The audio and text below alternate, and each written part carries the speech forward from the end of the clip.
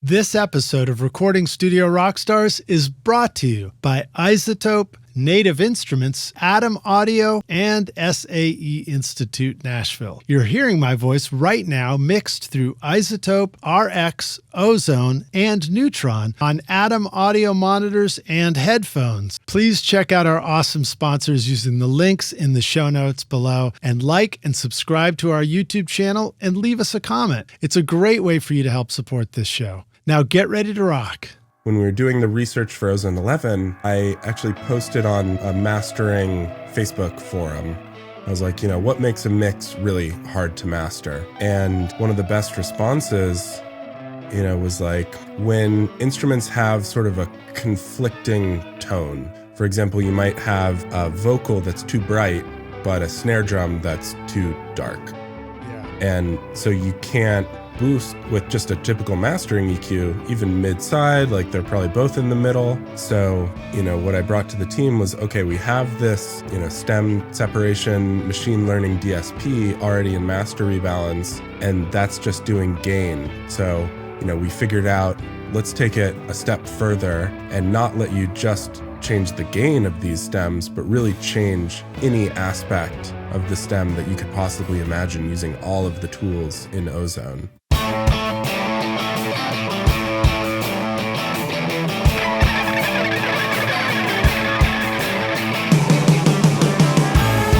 Welcome to Recording Studio Rockstars. I'm Lid Shaw, and this is the podcast created to help you become a rock star of the recording studio. Native Instruments supercharges your music production with Complete 15 featuring Contact 8 new machine hardware integration and cutting-edge synths, samples, and effects. Contact 8 now gives you the chords and phrases tool for instant inspiration, the Leap tool for dynamic looping, and Conflux, a hybrid instrument for blending organic and synth textures. Plus, Machine 3.0 is here, giving you seamless control over Native Instruments gear and the latest NKS-supported hardware. Use the code ROCK10 for 10% off at nativeinstruments.com. Howdy, Rockstars. It's your host, Lid Shaw, and welcome back to Recording Studio Rockstars, bringing you into the studio to learn from recording professionals so that you can make your best record ever and be a rock star of the studio yourself. My guest today is Bill Podolak, a senior product manager at iZotope by Native Instruments. Bill has managed the past two versions of Ozone, that's 10 and 11, and RX11, and the new Catalyst series, Plasma, Aurora, and Cascadia. He's also a musician and music producer, making tracks in his spare time and records with his wife, who is also a singer-songwriter. Thank you so much to Dave Godowsky for making our introduction. Although I do think I remember meeting you, Bill, in person, and we'll get into that at AES years ago. But please welcome Bill Podolak to Recording Studio Rockstars. Bill, are you ready to rock, dude? I am ready to rock, Lidge. Let's do it. Thanks for having me. It's great to have you here, man. Let's start by that. Let's start by when exactly did we meet? I remember it might have been like 2019 or something at AES. That sounds right. Yep. In New York, and I guess we met at the Starbucks, this coffee shop, just waiting in line for a coffee. Yeah, I can picture it, like right in the Javits Center. They've got that Starbucks kind of up front. I don't know if it's still there, but yeah, I can remember that. I think we just struck up a conversation and started talking about music tech. Right, and then at the same time, I learned that you were with iZotope and you had just launched a new product that I was really excited about, which was the little portable recording studio, the Spire Studio. Yeah, Spire Studio. That thing was really cool. That was my first job at iZotope. I was a QA engineer, quality assurance, testing the Spire Studio. It's a hardware device that has like a microphone and two inputs for preamps and then all of these onboard effects, and it connected to an app, and it was like a little portable studio that you could use to layer up tracks and record songs. It was really cool. Yeah. It actually became like one of my favorite things for writing songs on. And I've probably gotten more new songs created because of that than my fanciest of fancy stuff in the studio. So thank you for that, dude. Another thing, I don't think that one's still on the forefront, but it did represent one of these things that you guys were great at iZotope, which was like really forward thinking on the kind of stuff that you were making and inventing. It was like it seemed like a very brand new idea. Yeah, thanks. I can't really take credit for it. I joined in just a little bit after it launched, and at the time my role was making sure that when you were, going to get your idea out, that it didn't glitch on you, it didn't have any bugs. So I was kind of in the iZotope studios every week recording songs and trying to break it, like trying to break the software, finding bugs and stuff like that. That's awesome. But yeah, pretty forward-thinking idea, trying to think beyond the DAW recording desktop-based paradigm of today, and trying to sort of bring in the future interconnected recording studio. So tell us a little bit more about yourself. I mean, I read your intro, it's a very brief version of who you are, but we're super grateful to you for making these really badass products that we get to use in the studio to help us make records. But B, the reason why you're doing that is also because you're just like everybody listening to the show, you're a music maker yourself. So like, what's your story from getting interested in music to, the brief arc to finding yourself at iZotope and building these tools that we use every day in the studio? Yeah, cool. Thanks for asking. So I guess, I kind of started by wanting to play guitar, was interested in like classic rock, Led Zeppelin, Jimi Hendrix, and kind of guitar was my first instrument, and then drums and a little bit of bass. I played in bands in high school and then got into GarageBand with the MacBook and realized like, oh, I can sort of be the whole band and I can set the computer up to play it for me. And so I was immediately all in on making beats and stuff like that. That's great. Went to college and I majored in mechanical engineering and, enjoyed that. It was good, but I really more enjoyed the time spent in the student-run recording studio where they had just kind of built it when I came in as a freshman. And so I was learning recording and more mixing techniques there and microphones and miking up instruments.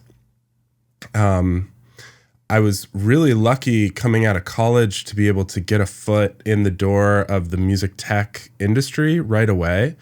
I went to school in Nashville, and there's this really cool music tech company in Nashville called Artifon.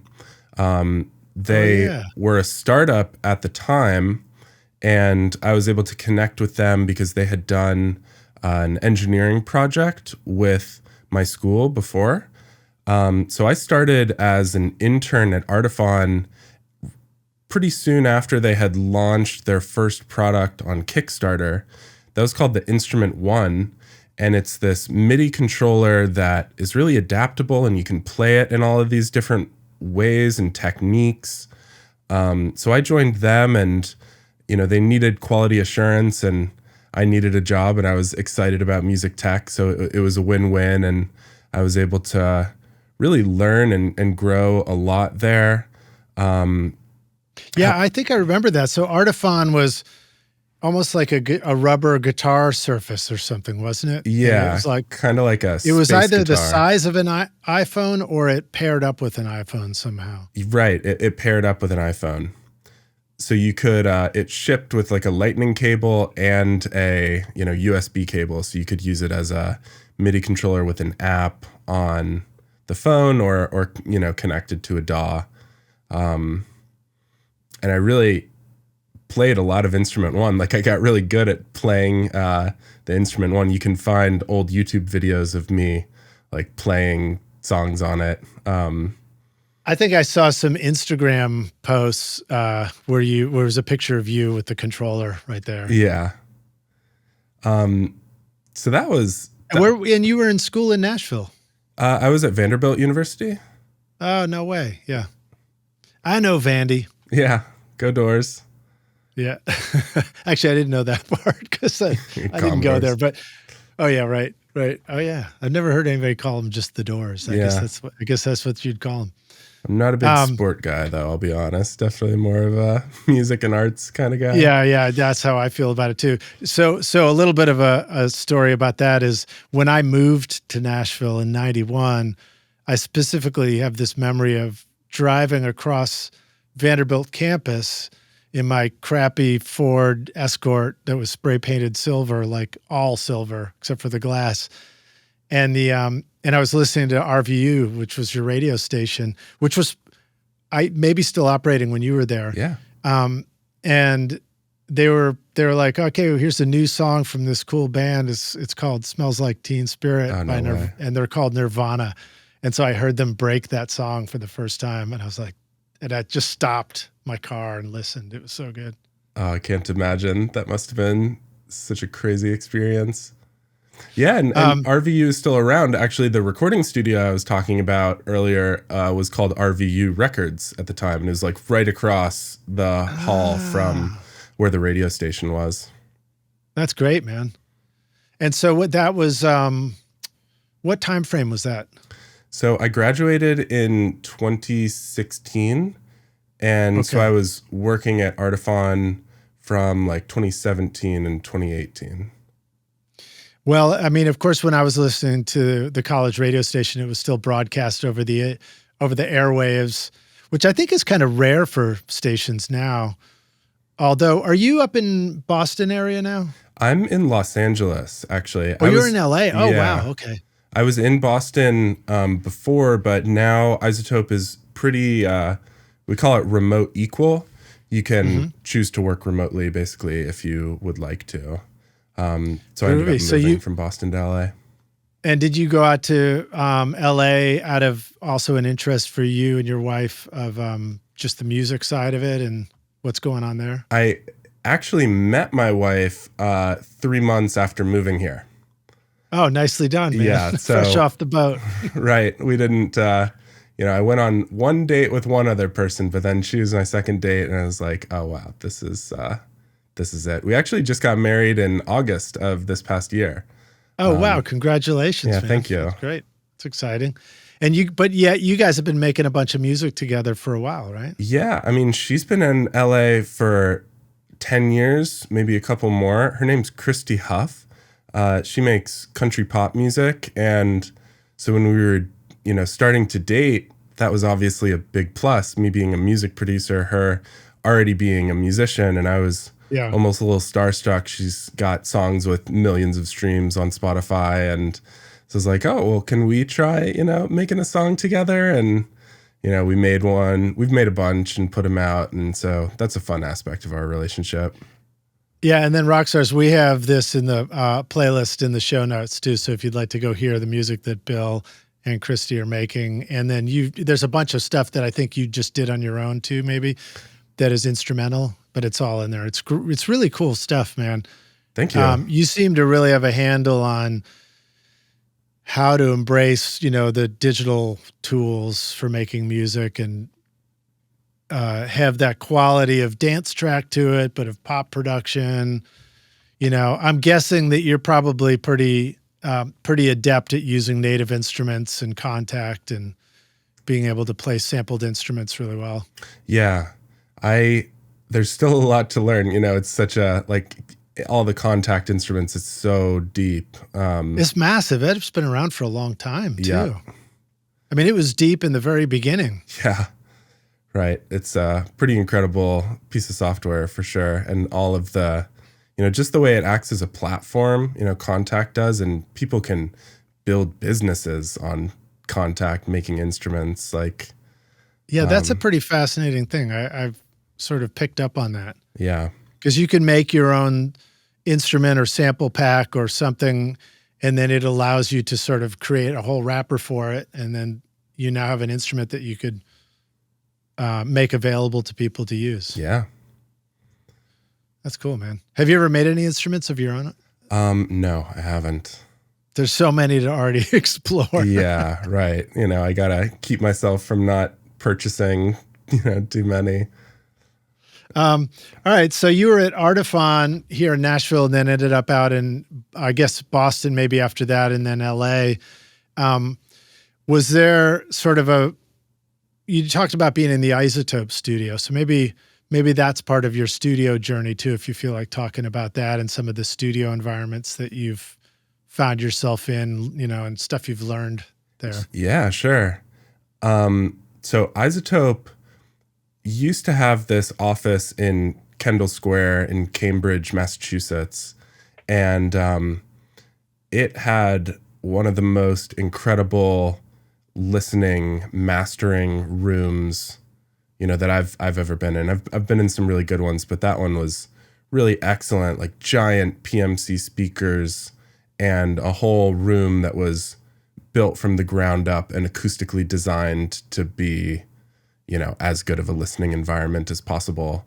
And I, was working as a QA, and normally it's like, sound designers are kind of in there doing their thing, but I would hang out at night after hours a lot of the time, because that was no problem. Like we could be in there as long as I wanted.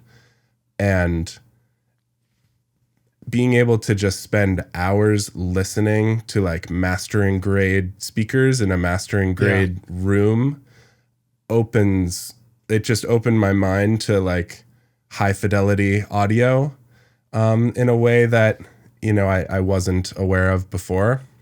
Right. Because you'd come up through, I mean, for me, it would have been my first stereo or jam box and then the car. For you, it was probably the laptop and GarageBand and headphones and probably also the car, right? Like a pair of KRK Rockets with the yellow cones and...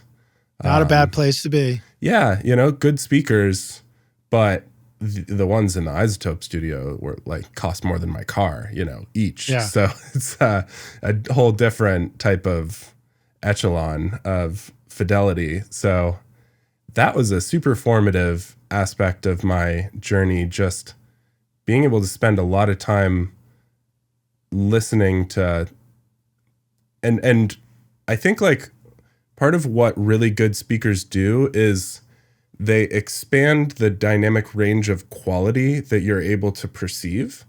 So, good mastering speakers, they don't make everything sound good. Like they'll make badly recorded stuff sound terrible because it's just showing it to you. But the great sounding stuff, you're like, oh, wow, like I can hear all of this depth and detail. Like this is incredible. So that experience of like, I wasn't even really on Spotify then. So I had like MP3s from downloaded sites and like iTunes. And so just flipping through the songs that I liked, I was like, oh, I like this song, but this sounds terrible. And like now I can tell because I'm not listening to it on earbuds. I'm listening on mastering speakers.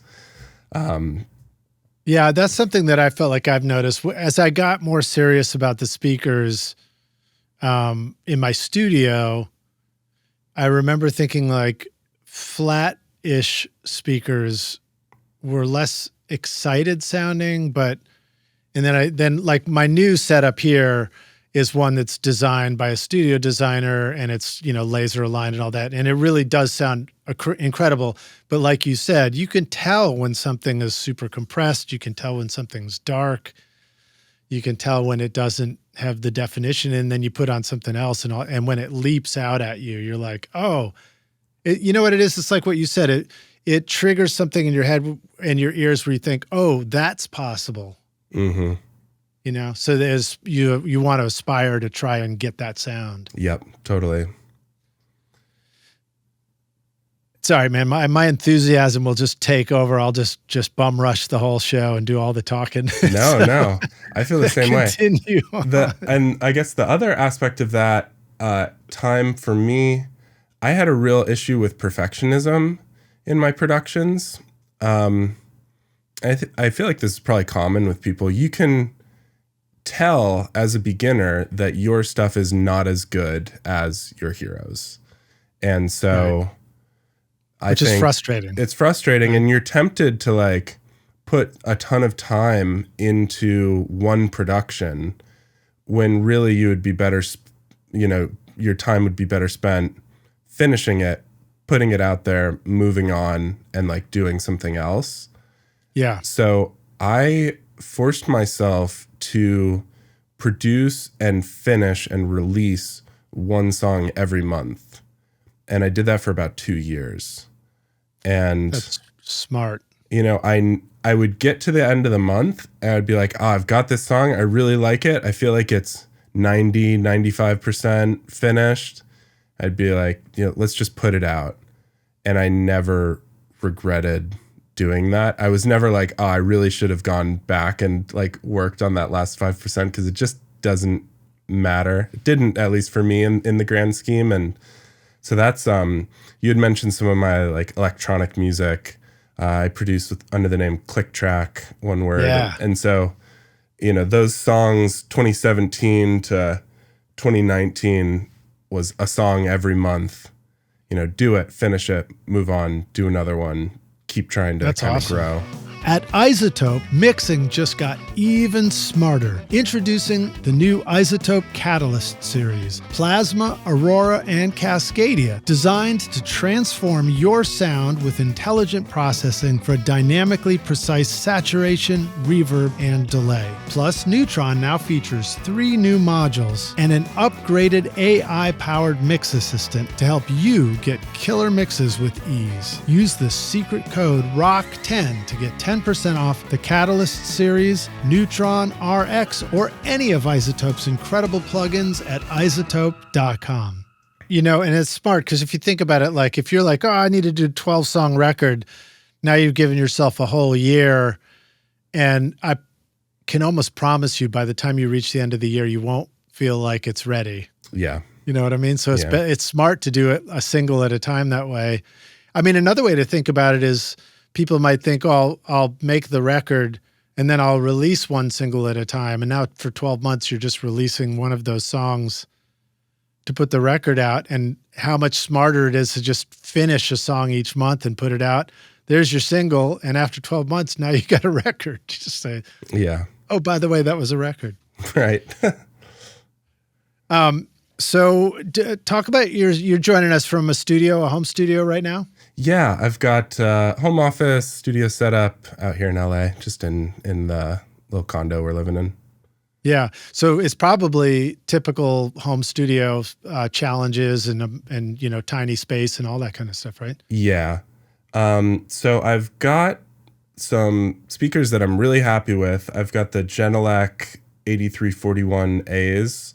They're nice. They call them quote unquote the ones. It's like 3-way with the coaxial tweeter in the middle of the woofer, and then the subwoofer, like an 8-inch Genelec subwoofer.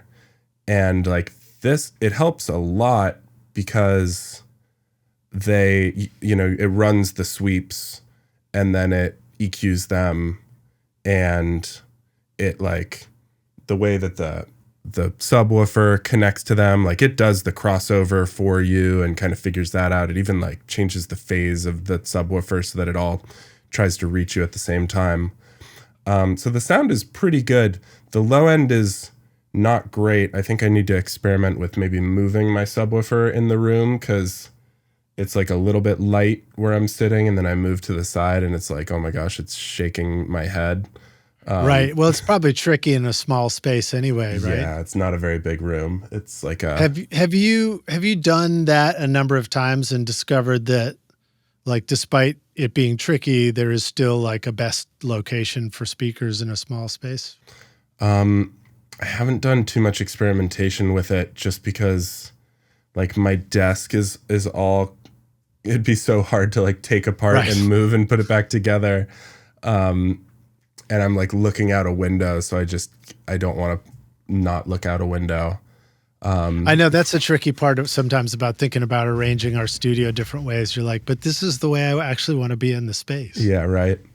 I mean, bass is so tricky. It's a problem we've definitely identified as like an interesting issue for people because you just can't hear it that accurately. Like your ears aren't as sensitive to it. Your speakers and headphones may or may not reproduce it well, and it's going to interact with your room funny. So, it's a problem I'm experiencing, and thinking about how we might be able to help people with that, I think is an interesting challenge we might take on in the future. But oh, that's cool, man. Well, I'm getting ahead of myself a little bit, but I've actually collected a bunch of questions from our audience, from the rock stars, just for you about iZotope stuff.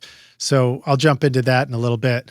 But in the meantime, just that idea of what you said about how you and iZotope, how you guys are trying to think about like, what do people need and what should we design next kind of thing. Mm-hmm. I mean, because you guys have come out with some pretty unique plugins. I mean, really unique plugins. I mean, RX, for example, has been mind-blowing forever. Yeah. Actually, when I first learned about it, I'm just like, oh, it's noise reduction. That's cool. And then you get into it and you start learning what it can really do. And you're like, whoa, like I remember the first time I used it and it was, a click track bleeding through a vocalist's headphones. And I was so used to telling somebody, well, there's nothing we can do about that. Sorry, we'll have to redo it. And then I go in and, a little bit later, it took me a moment because I had to figure it out the first time, but like going out and just literally removing it where you play it back and you're like, holy shit, it's gone. Yeah. That the RX can do magic. It's like black magic. Yeah. It's a real privilege being able to work with the people that can build things like that. Sometimes I'll have a good idea from time to time, but my job is not actually building the software. I get to work with the engineers and the researchers who are actually writing the code, and it boggles my mind how talented some of these people are. Well, I don't know how directly connected it is, but you mentioned the offices being in Cambridge, and of course that's like right where MIT is. So you got some pretty big brains floating around that city. Yeah, it's like right in between Harvard and MIT, and not too far from Berklee College of Music. So there's a pretty good Berklee representation too. Right, right. But yeah, I think the iZotope lore is that it was founded in an MIT dorm room. And wow, what was the beginning of iZotope? Do you know? So when you say it, or when the lore says it was founded in a dorm room, was it like was it RX or something like that? Or was it Ozone? So I think the first product ever was vinyl. And then I think Ozone was the next product, and vinyl was always free. And then Ozone was the first paid one. I am not the best iZotope historian, but I think that's true. So just since you brought that up too, I think there still are some really great plugins on the iZotope website. If Rockstars, if you want to go get some free ones, they've got some amazing free ones there too. Yeah, there's some cool including vinyl. I think that's still there. Mm-hmm. And that one's been upgraded, refreshed since the original vinyl, for sure. Yeah. It's kind of funny how vinyl was the first one, and then RX has become, one of the flagships, and they're like opposites of each other. RX is all about removing the noise and crackle, and vinyl's all about adding it. Oh, that's awesome. That's like the perfect thing. Perfect combo. Yeah. It's like hedging your bets in plugins. Sell you the problem and the solution all in one. Yeah. That's awesome. Well, so tell us more about, your process of making records. So, when you were doing these songs a month for ClickTrack, what were some of the tools you would have been using? What is your studio like today, and what was it like at that time as far as like, what you're surrounded by, and, what are your hands touching and clicking on and all that kind of stuff? Yeah. I am mostly in the box. And so The recordings that I would have done would have been vocals, but a lot of the time, my favorite way to make a song is to actually already have a vocal that I find exciting. And I would find those on Splice. So I use a lot of Splice sounds. And then I like building the track around a vocal. I'll do that with my wife's songs too. You know, she'll come up with the guitar chords and the vocal, and then, you know, with virtual instruments, excuse me, a lot of Contact, a lot of synths like Serum, and then mixing and mastering with like Neutron and Ozone. That's typically, you know, what I've got to work with. I'll have a MIDI keyboard controller in front of me and be using keyboard and mouse. So, you know, you say you basically make records in the box except for some vocal recording. But even the making it in the box stuff, that's fascinating to me. It's like just discover the different ways that people work. So for example, would you find it useful to have like a really big keyboard, MIDI keyboard? Would you have drum pads? I mean, actually you can see behind me, I've got the little Machine Micro right there sitting on the shelf, which is very cool. I mean, it's cool to use. It's not that I'm saying I'm cool to have it, but you know, do you find having like a variety of MIDI controllers to be key for doing in the box productions? Did you do a lot of it in a laptop, and is it like a trackpad all you need? You know, you're a mouse guy or a trackball? Yeah, I'm a big fan of the Logitech MX Master, and it has like this thumb button. It has a nice scroll wheel, so it's like that. You can stick that right in the camera if you want for us to see it too. Yeah. Big fan of it just looks like a straight up mouse pretty much. Straight up mouse pretty much. Wheel. My MIDI keyboard's a straight up MIDI keyboard. It's like a key station with 44 keys. I've got the 88 key version. It just doesn't fit on my desk. I'm not that good at piano. You know, I wouldn't be able to impress anybody on piano. It's more for me understanding the music theory of like what I'm doing, and I'm not that good at music theory either.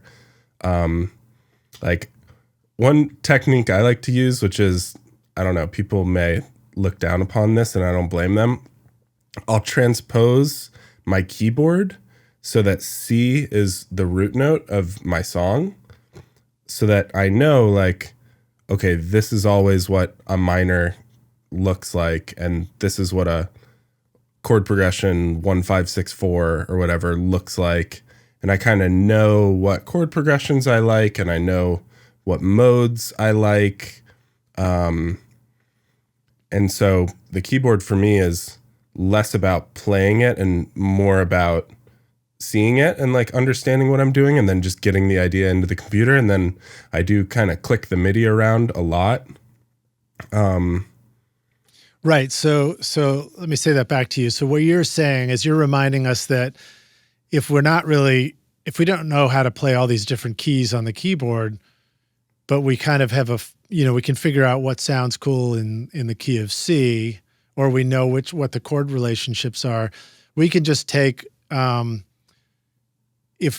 let's say the song we're producing is in D or F or E, we can actually just transpose the keyboard so that C becomes a D or an F or an E.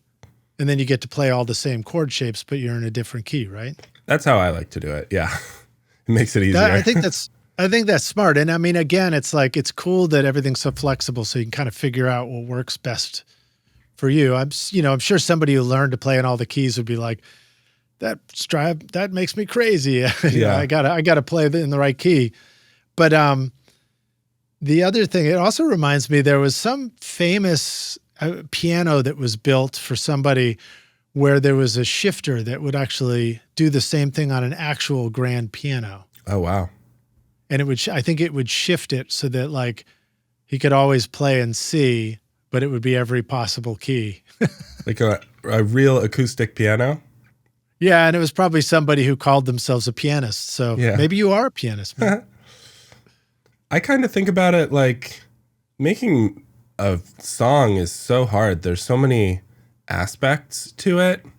And like the best music gets made where each person's sort of a specialist, I think, in their area. And you've got a team, everybody's a specialist.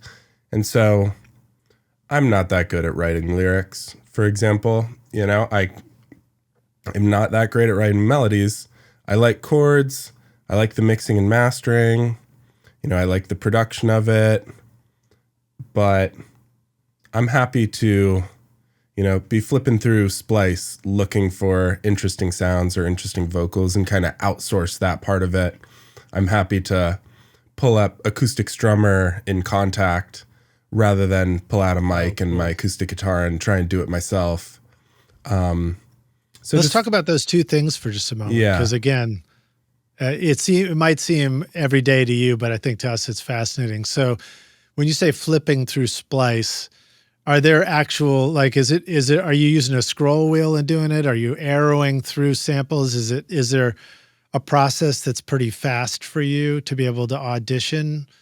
Or are there things that are just slow and that's just the deal? I arrow through it on the website. Usually they've got a good desktop app. I don't know. I just still use the website, and it's all about getting the right filters on your search, because the sound library is so big. It's all about, okay, I want a shaker and it needs to be this tempo. And now I'm flipping through all the shakers. It's like, oh, maybe let me try changing, remove the shaker tag, change it to a percussion tag. Now I'm flipping through percussion loops. Can you add a tag that says only recorded on an RCA44 from 1945 to 1952? Yeah, right. No, definitely not. So that's cool. So within the website platform, you can just they make it so you can quickly audition things. And then what do? Narrow that down into a batch that you might use and then bring them on over? It's interesting, when you find it, are you ready to commit and move on? How much time do I need to spend finding the perfect shaker sound before I move on, right? Like, I'll find one and it's always different, but it's like, okay, this is good enough. Let's bring it in. It's doing what I want it to do. Move on. How many days do we have? Right. How many days do I have? Can I spend 4 days finding my shaker? The other problem is, like, I got a full-time job. I got wife and some friends and like things to get out and do. It's hard enough for me to find like a day to make a song. So when I do, I'm like, okay, I'm having a music production day. Finally, it's got to be a weekend. I need like 6 hours at least. Yeah. And then I'll make a song in a day and finish it. And normally won't take more than 8 hours. Maybe I'll come back to it the next day and change it a little bit, but that's where I find the time. That's all I got, pretty much.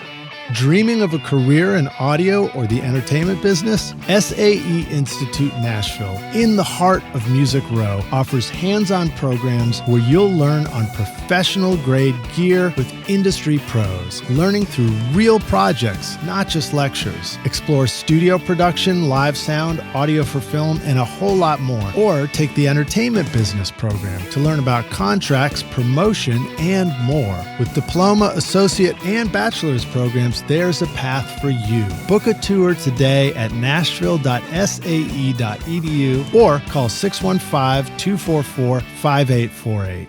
Yeah, that's interesting. So I can totally feel what you're saying about the importance of dedicating time to get something done, and then it happens, And for me, one of those examples was using what we talked about in the beginning, which is Spire Studio. I mean, like, if I have an hour or 2 hours, I might go to this summer I went to the beach and I just went out there and I gave myself like an hour and a half and like, I'm going to get this song down, and I just sit there and do it. It's portable. But then the next stage of the process for me would be, okay, and the next stage is having a band in the studio, and now I'm going to show them the song so that we can record it and do that as quickly as we can. And it occurs to me to hear you describe the self-creating process where you essentially have all of that at your fingertips because of this, doing it in the box. Do you still find that it's useful to separate an idea stage from diving into like get the thing sounding right and getting it done? Or do you find that you like to just do it all at once? I tend to do it all at once. And I would say that's one of the benefits of in-the-box music production is that everything sounds good kind of right away. These contact instruments or splice loops, they don't make them where you need to mix it afterwards. It's not like you recorded something and, it sounds okay, but it really needs a lot of compression and EQ and reverb and this and that to like make it sound like a professional thing. I'd say that's part of the benefit. It sounds professional almost right away. Yeah. And you can always come back and would you even mix it right then on the spot or do you come back and mix? Pretty much. Yeah. I mix it right on the spot and it's relatively minimal. My process for mixing individual tracks, at least, because like I said, they tend to sound pretty good. And if it doesn't sound good, then it's kind of not the right sound. And rather than trying to finagle a kick drum to kind of sound how you're imagining, just flip through 20 more kick drums and one of them will probably sound good. That's my approach, at least. But I love it.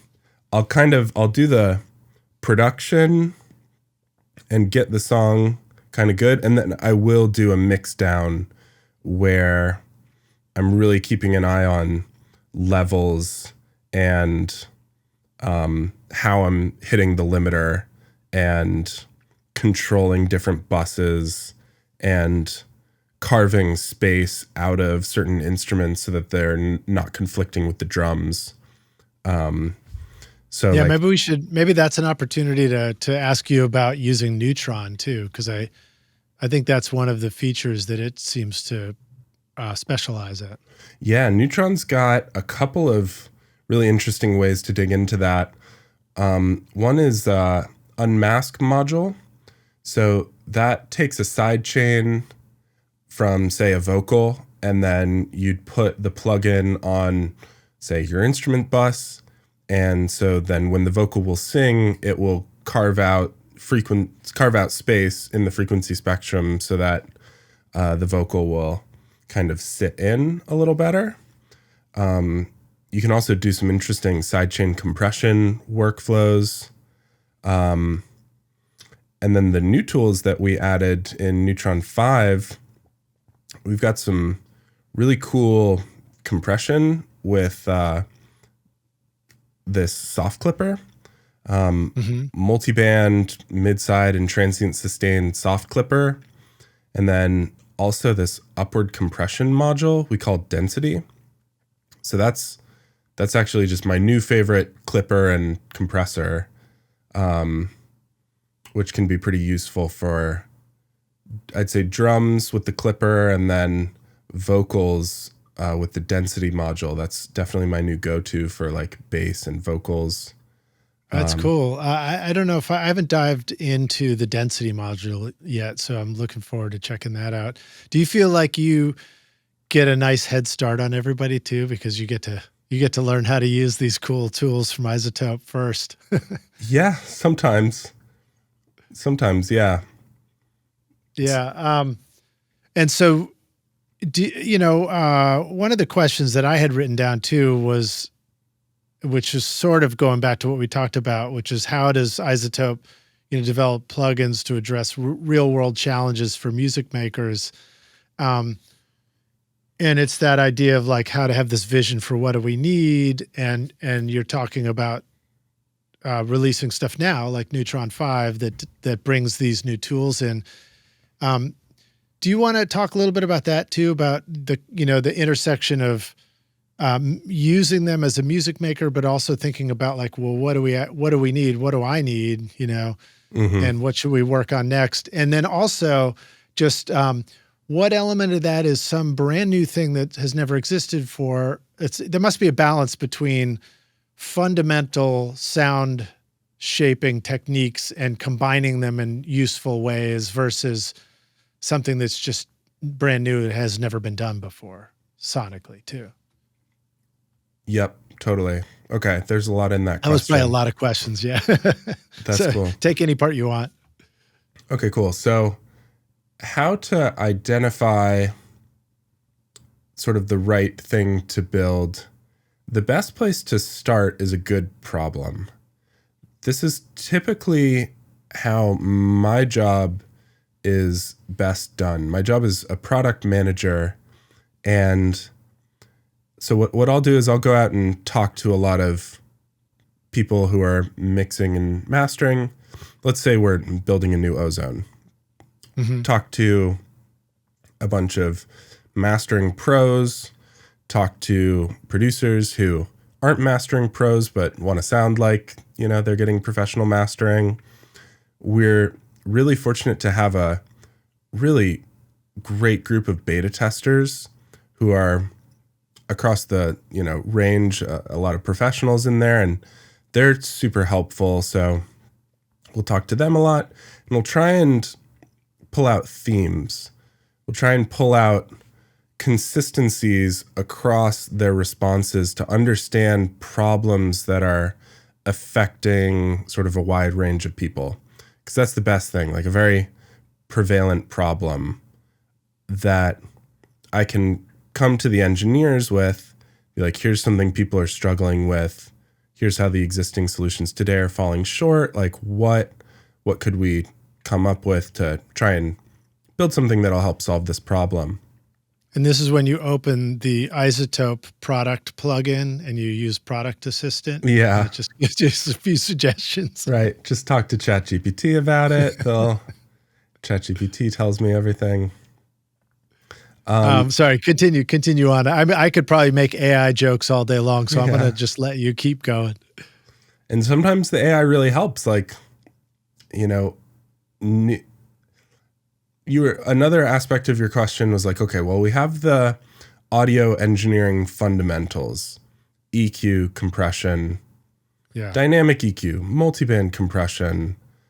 There's this, it's not that new, but like spectral processing is one of the new aspects of audio technology that's really fun to play with and like build new things with.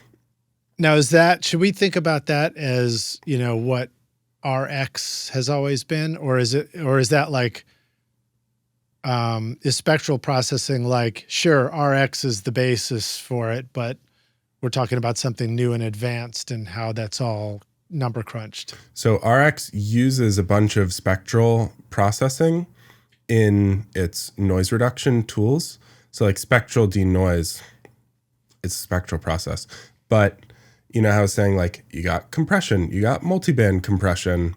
Spectral processing is almost like hyper multiband, where it's breaking the sound up into all of these separate frequency bins. But with like a multiband compressor, like you have in Ozone, you have attack, release, ratio, knee, threshold for the different bands. You couldn't do that for 64 bands. Instead, you need to sort of give each little tiny hyperband its orders to like do this. And that's how you get a tool like Stabilizer in Ozone, where Stabilizer is analyzing the tonal balance of your audio, and each bin is like, okay, if you're 150 to 250 hertz, your level should be about this. If you're lower, we'll boost it. If you're higher, we'll cut it.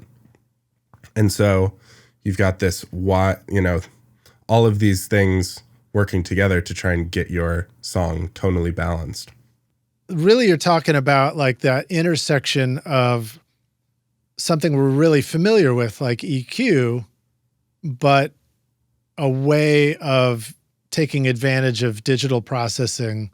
Like you couldn't do spectral processing without a computer, right? It couldn't be done analog. That's right. Yeah, these are all innovations in DSP, digital signal processing. So spectral is one good example. I'll give you another really good example, though, is like machine learning is really changing what's possible with digital signal processing. A great example is dialogue isolate in RX. Mm-hmm. You had all of these methods for removing noise, spectral denoise. You can highlight a portion of your noise in RX and kind of remove that while keeping the main content. You have your dehum, et cetera, et cetera. Deplosive, mouth declick, all of it. Exactly. And I use that on every episode. Yeah. But now the dialogue isolate module is like, have a machine learning model trained to understand what is dialogue and then what is reverb coming off of that dialogue and what is everything else.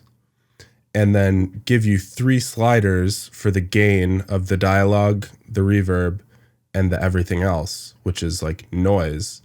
And now you can you don't have to be like, okay, turn down the buzz specifically. It's just turn down everything that's not vocals that you don't want to be in this recording. That's amazing.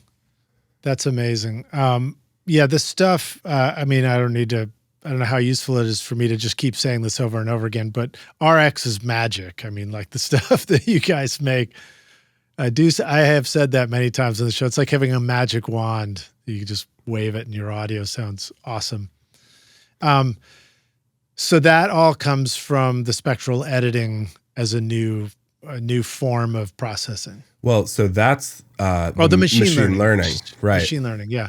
So maybe we need an introduction to like, everybody's like, oh, AI this and AI that, and I think it's like this catch-all phrase, but really there's different stuff. Like machine learning is AI, or it's a different aspect of it, or are there different things? Yeah, I'd say machine learning is like under the umbrella of AI. So it's a type of AI. Mm-hmm. I'll give another, for instance. Ozone 11 introduced this new feature we call stem focus, where, if you've used Ozone, you know how it is kind of a plugin that holds other plugins within it. You can have an EQ and a limiter and a saturator and an imager and all of these tools. And we made it so that you can have a mixed file because you're mastering. So you're working on just an already mixed file, and you can put it into vocal stem focus mode, for instance, and it will isolate the vocals so that you can EQ the vocals within a mixed file, or saturate them, or widen them, or compress them, and not affect, all of the other instruments. Which is, I know, it's really wild. It's pretty crazy. Such a cool feature. That's only possible through machine learning and AI. And so, the way that kind of works is you need a neural net that, similar to dialogue isolate, that can detect dialogue. This neural net will detect sung vocals or bass or drums, because those are the other stem focus modes. So like the most popular, and then sort of like everything else, right? Yeah, and then everything else. So, iZotope is not the only company that has things like this, rebalancers, stem extractors. But we were one of the first.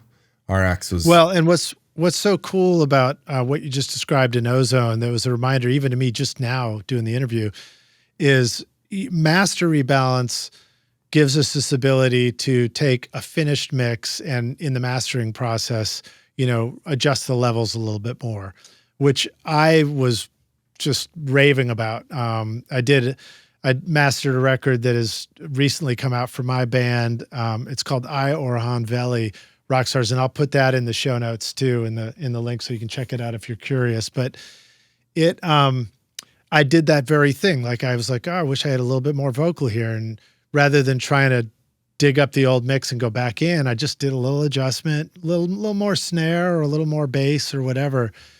And it was amazing how that works. But what you're talking about is you can do way more than that. You can have it focus on the vocal, and now you can do a different form of compression, EQ, saturation.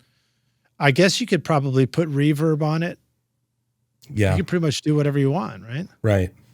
So this is, Can you pick a new singer? Yeah, get a completely new singer. That is not in there yet. That could be cool though. Oh wait, can I give you a quick version of the stem separation that just blew me away? Yeah. So we were getting ready to do a new record, and the songwriter sent me vocals with an acoustic guitar, which was great for showing me the song. But because he only knew one kind of really boring strum on the guitar, it was very distracting for me. And I keep trying to train my brain like, okay, you got to think outside the box, Lidge. Think of it like, what else could this be? And then I thought, oh, well, let me try the master rebalance on it really quick. And I removed the which one? I removed the guitar, so I only had the vocal. And it was like, it worked so well. Yeah. And it was like a voice memo recording from an iPhone. So Yeah. to me, that struck me. That was one of those moments where you wouldn't expect that would be the super useful moment. Exactly. In other words, it was less pursuit of a sonic thing and more a pursuit of a musical need. So I'll give you, just bringing it home, a beginning to end example of how a feature like stem focus gets built. When we were doing the research for Ozone 11, I actually posted on a mastering Facebook forum. I was like, what makes a mix really hard to master?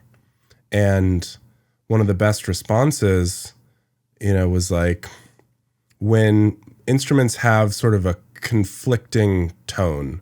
For example, you might have a vocal that's too bright, but a snare drum that's too dark. Yeah. And so you can't boost with just a typical mastering EQ, even mid-side, like they're probably both in the middle.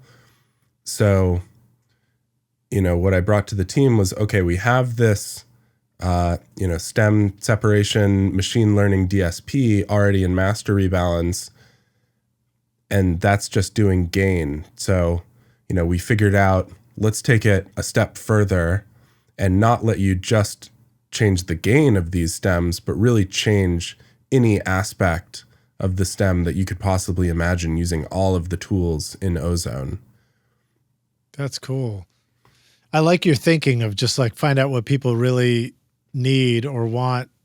I think that's good thinking in the studio sometimes, right? Mm-hmm. When we're working with other people, be a good listener and know how to ask the right questions. Yeah, totally. Rock your music production with the updated Complete 15 bundle from Native Instruments, featuring Contact 8 and expanded hardware integration. Whether you're crafting cinematic scores, EDM bangers, or experimental soundscapes, Complete 15 gives you industry-leading synths, sampled instruments, and creative effects to bring your ideas to life. Contact 8 introduces powerful new tools like chords and phrases for instant inspiration, the Leap tool for dynamic looping, and Conflux, a hybrid instrument blending organic and synth textures in real time. And with Machine 3 now available, you'll enjoy even tighter integration with Machine Plus and the latest NKS-supported hardware from brands like Akai, Korg, and Novation. Plus, Complete 15 features revamped Massive X, Guitar Rig 7 Pro, and iZotope 11, helping you shape, mix, and master with ease. Use the code ROCK10 for 10% off at nativeinstruments.com.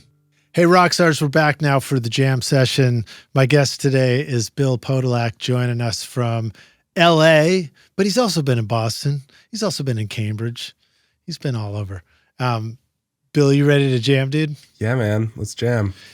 Oh, so let's jam on this, man, because we started talking about the differences between machine learning and AI and, the nuances of these things. And then I probably derailed you with one of my silly dad jokes. So do you want to continue on that topic for a moment? Yeah, sure. So I was describing machine learning and how that uses neural networks to do things like, separate out stems or separate out dialogue from noise. And I'd say machine learning is a specific type of artificial intelligence, but really any software that does something smart, you could kind of consider artificial intelligence. So, I'll give another example of a product we worked on that came out recently. Aurora is this new reverb. And a problem that we identified is that, it's easy to overdo it with reverb. It's easy to get a mix that starts sounding cloudy and overly wet and kind of soupy, and the reverb overwhelms the main tracks and they lose their sense of presence. Yeah. And so Aurora features some of that spectral unmasking technology where it will listen to the reverb, it'll listen to the dry signal that's coming into the reverb, and it'll understand where the reverb is building up and starting to overpower the main signal and sort of duck those frequencies. So a pretty normal thing that a seasoned engineer would do is EQ their reverb to kind of carve out that space, but Aurora does it intelligently and adaptively based on analyzing those two signals. Right, so, and it has the capability of changing that that EQ correction over time. That's right. Yep. So, I'd describe that as intelligent, but you don't need a machine learning algorithm to do that. Okay, so that's intelligent learning. And the machine learning algorithm, I think you said you used the word neural networks. Right. Which I don't really know what that means, but it sure sounds fancy. And I picture robots and Terminator and all kinds of interesting stuff. But, what is a neural network? I mean, it evokes the image of a brain. Right. Oh man, I'm probably not like the best guy because I've never made one. Like I work with people who make these neural networks. I'll try and do my best layperson's explanation. You have a series of inputs and outputs, and then you've got this very fancy equation in the middle. And so say the input is vocals mixed with noise. You want the output to be just the vocals. And you train this neural net by showing it a million different vocals mixed with a million different types of noise. And then each of them is like, you mix vocal A with noise A, and then vocal A with noise B, and then vocal A with noise C, and then like, et cetera, so that this neural network is exposed to all of these different combinations. And then how it's supposed to sound because you have the dry vocals by itself. Mm-hmm. So you can say, okay, neural network, it was given this noise and this vocal and it came out with this. And it didn't do a very good job. So we changed the equation in the middle a little bit. Try again. Okay, it did a little bit of a better job. Change it again. Oh, it did a little bit of a better job. And it's this process of taking that fancy equation in the middle and making it progressively do a better and better and better job. That's called training. Mm-hmm. And is the gatekeeping on that sort of, is that like a person who's listening and saying, yeah, that sounds like you got it? No, does it actually is it able to sort of train itself even? It trains itself. Wow. Yeah, it's set up because it's got that benchmark sound. Right. It knows what it's going for. Wow. You're able to tell it what it's going for. And so you need a lot of data, and then you need a lot of computation resources. And then you need engineers who know how to set it up and make it go. I'm fortunate to work with a good handful of those people, and we're fortunate to have realized the importance of data a long time ago. So we have a lot of data to work with, and that helps us try and continue innovating in this neural net AI kind of space.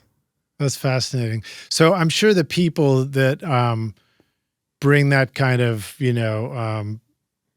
brain power to this stuff changes over time. But one of the people I remember meeting also at AES in New York, if I'm remembering the name correctly, was Alexei Lukin, who was one of the founders. Is that right? He was one of the most original employees. Okay, yeah.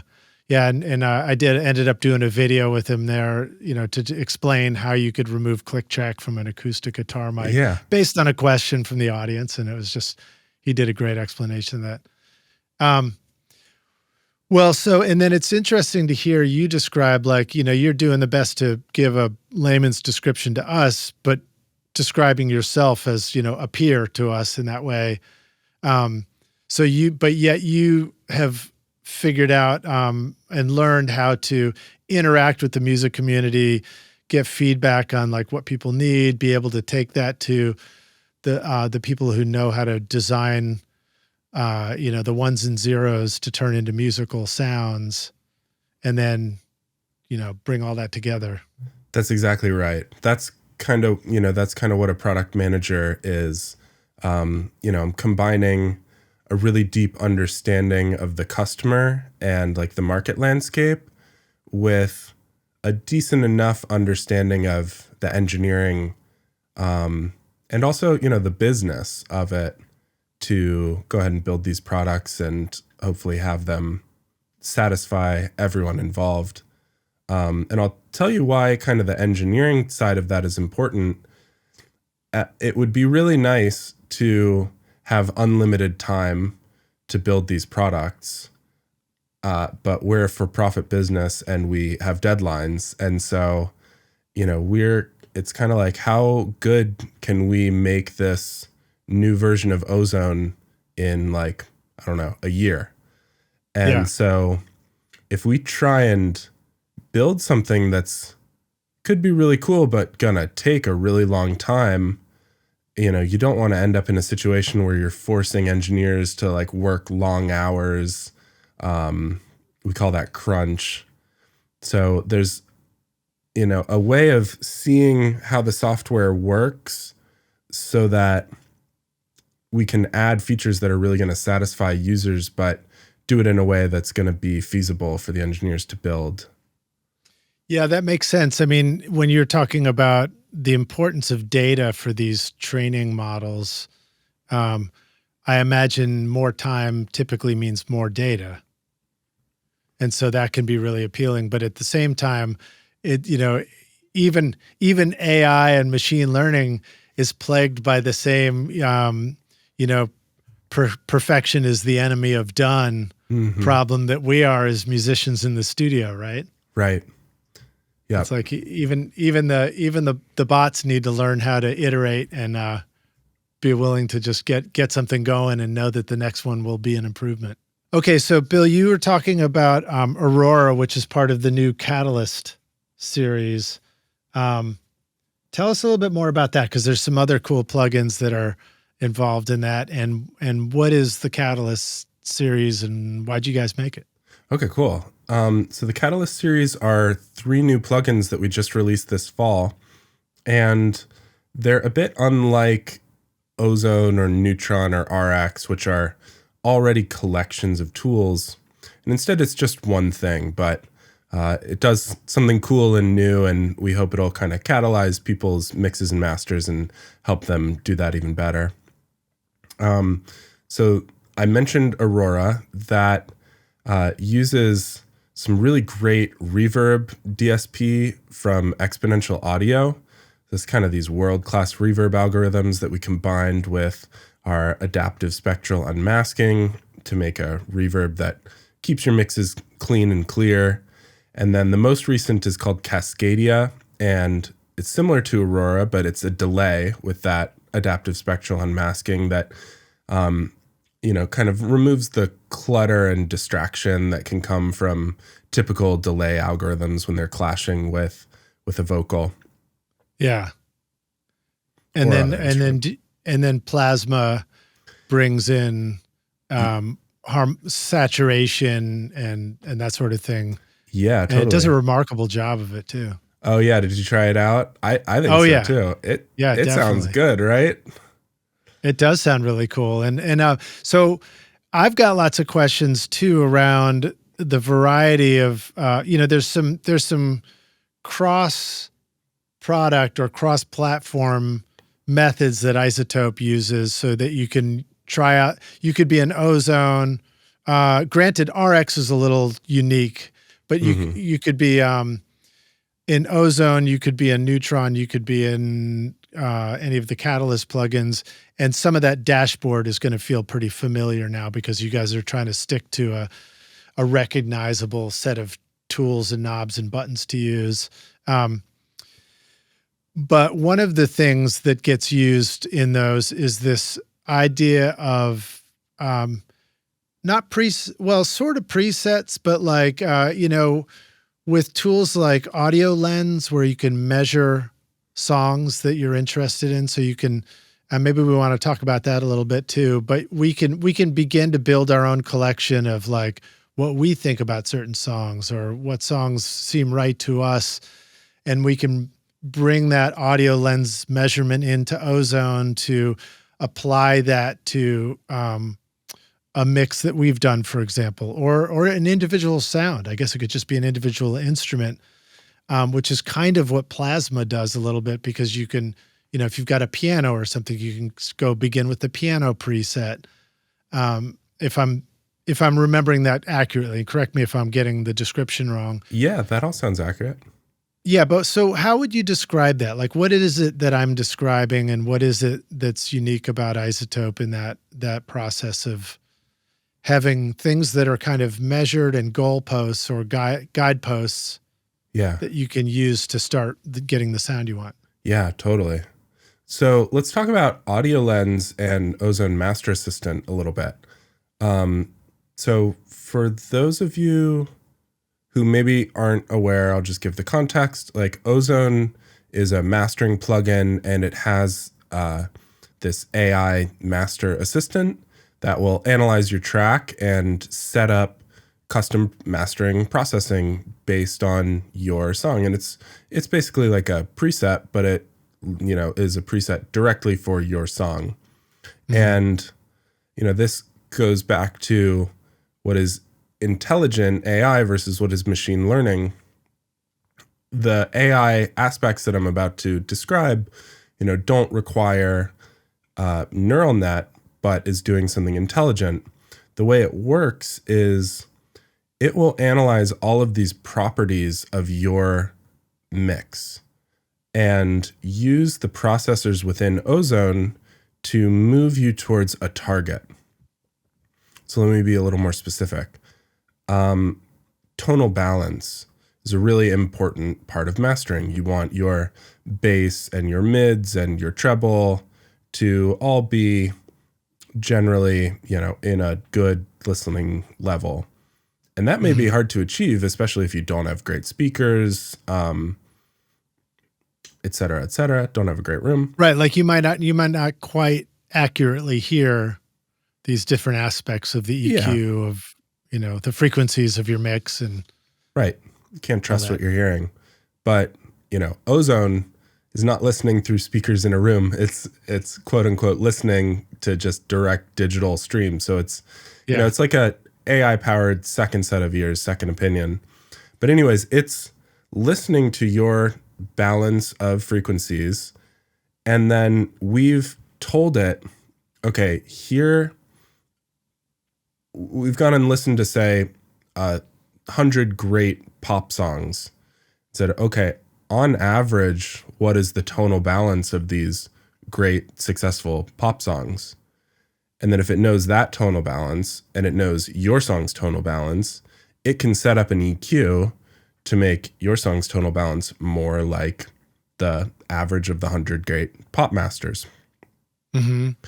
And that's cool. That works in most cases, I would say. However, a very rational thing is to think, okay, well, I don't want mine to sound like the same like everybody else's. Mine is special. And And so we created a really cool workflow for not matching. It's like you don't have to take our word for it that this is what great pop music should sound like. Take your own reference song and analyze that. And that was already available for a while, but you had to have the file, which these days everybody's streaming music.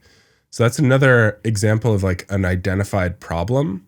I want to sound like my favorite reference song, but I don't have the file. I don't want to go buy it. Mm-hmm.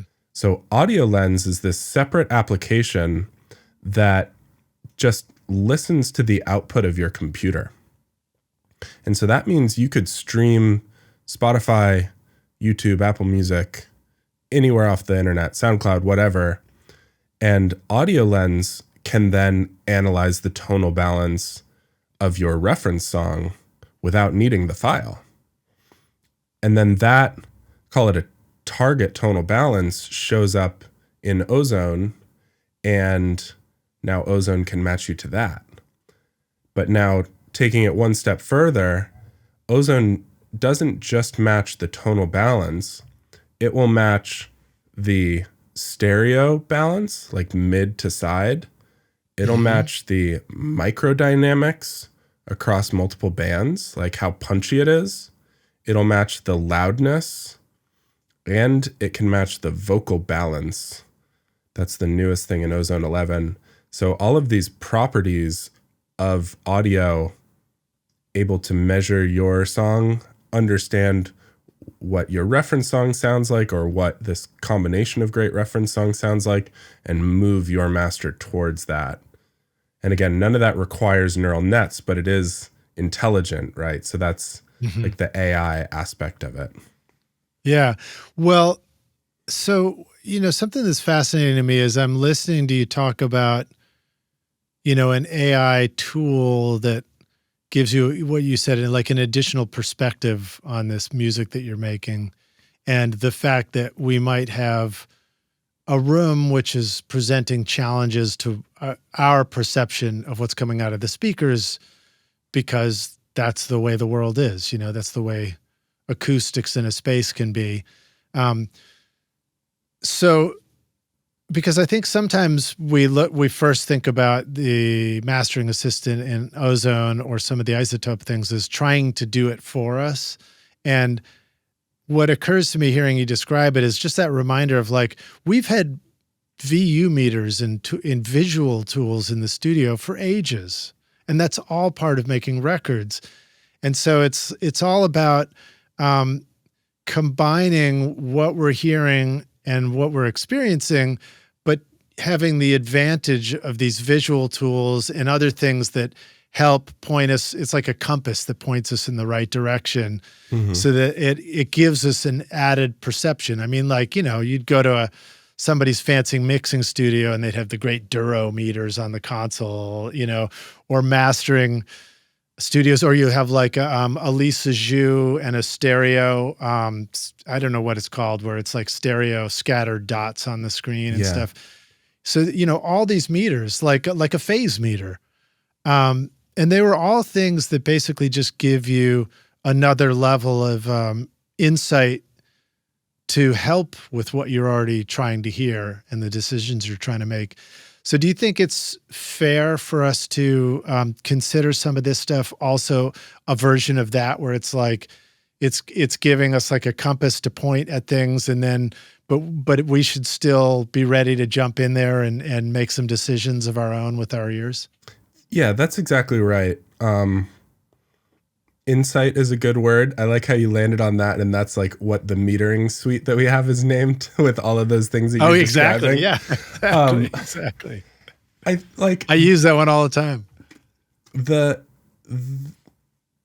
In building software, metaphors are really important. Like, you have a little trash can icon on your bottom bar.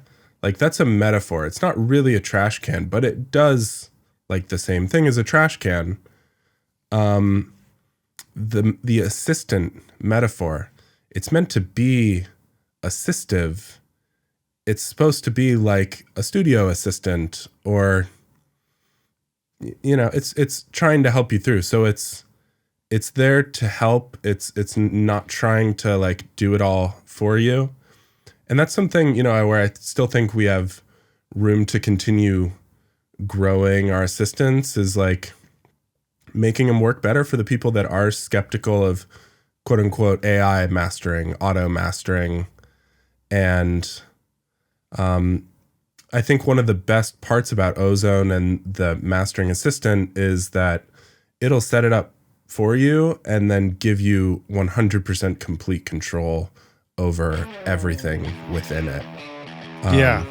iZotope is truly amazing for mixing and mastering your music. Check out the new iZotope Catalyst series featuring Plasma, Aurora, and Cascadia. Powerful tools designed to supercharge your mixes with intelligent processing. These innovative plugins give you dynamic control over saturation, reverb, and delay, effortlessly enhancing excitement and clarity. And now Neutron introduces new modules like Clipper, Density, and Phase, completing your flexible, fully equipped mixing suite. Plus, the new AI-powered Mix Assistant helps you create a custom signal chain for your audio, referencing professional instrument profiles or your own examples, with easy macro controls to dial in a perfect mix. Use the coupon code ROCK10 to get 10% off Plasma, Ozone, Neutron, RX, or any of the fantastic plugins at iZotope.com. And that for me was, it took a moment to just kind of learn the process when I went to go master the record I was referring to, I Orhan Veli, in Ozone 11.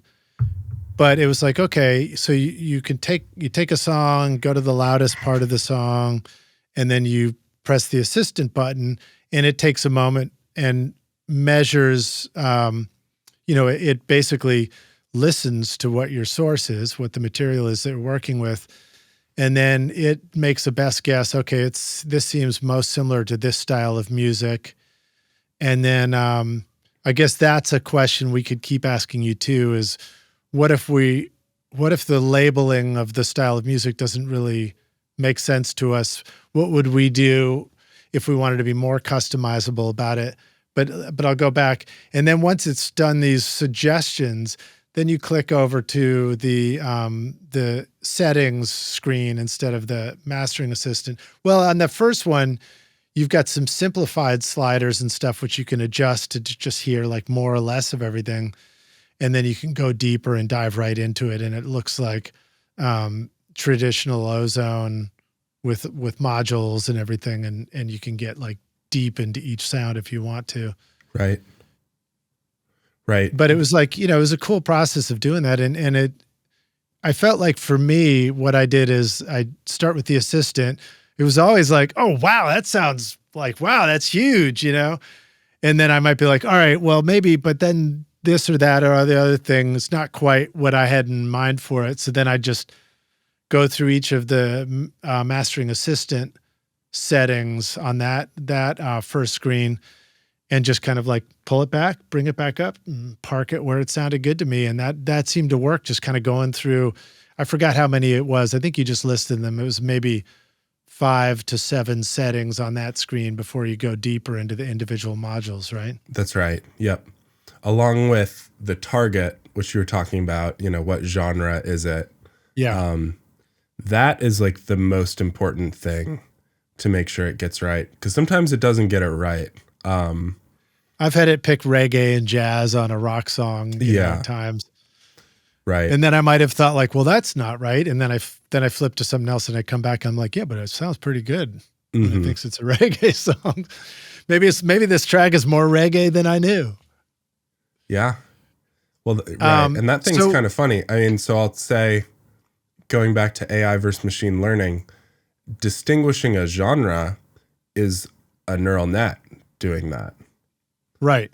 So how would we, so that, even that concept as as an older guy, a music maker, I'm very familiar. I go way back to the, when bands are like, well, what kind of music is your band? And then the band gets frustrated, like, I don't want to put a label on it. I don't want to have to call it indie or call it whatever.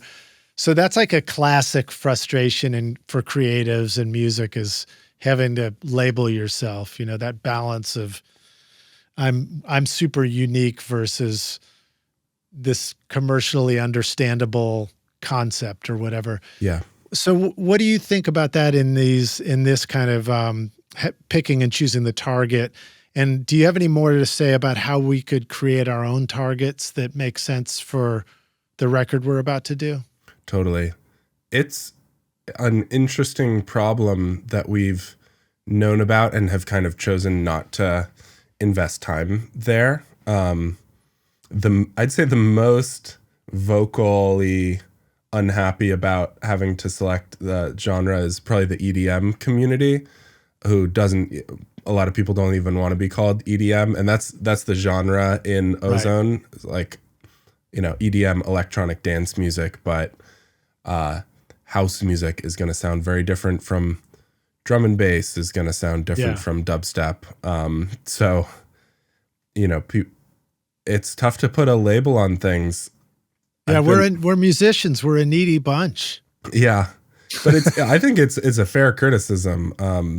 Bill, would you please just tell us that we're unique and that you love us? That's all we really want. Your music is undefinable in its There you go. excellence. Maybe you need one called Undefinable. Right. Well, but with something with a tool like Audio Lens, we can begin to build our own. And I don't know how much.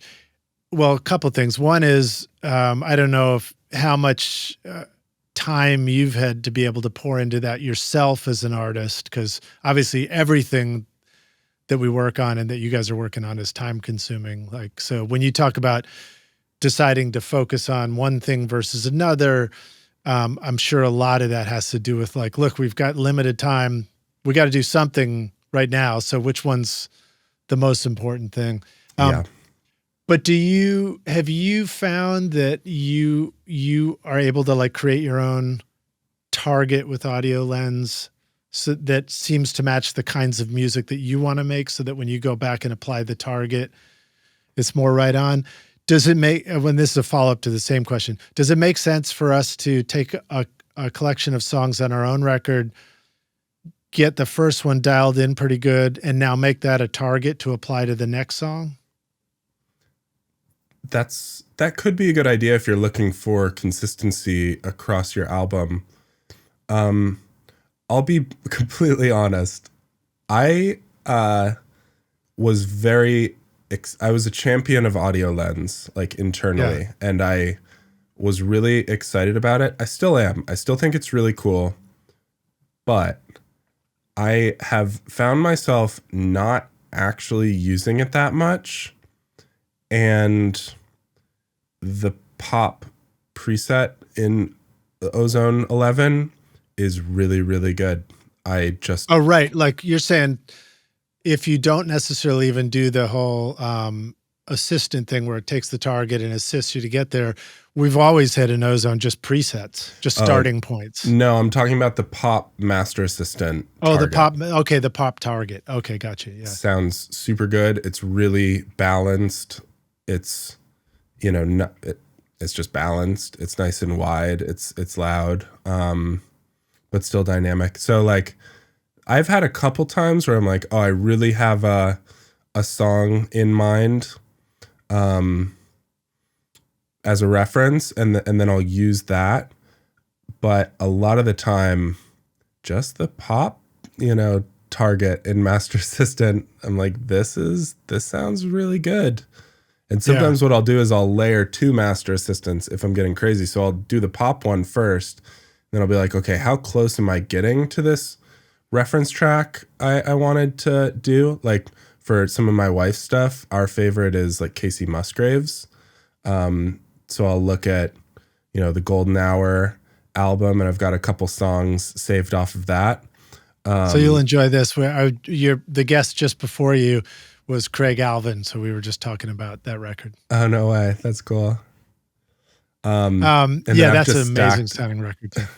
I've been like, okay, so it wants to do a little bit of this EQ, and a little bit, narrower, actually. It should be narrower than I have it right now. Okay, cool. Good to know. I'll go ahead and keep those and just stack those on top of the Master Assistant results I have already.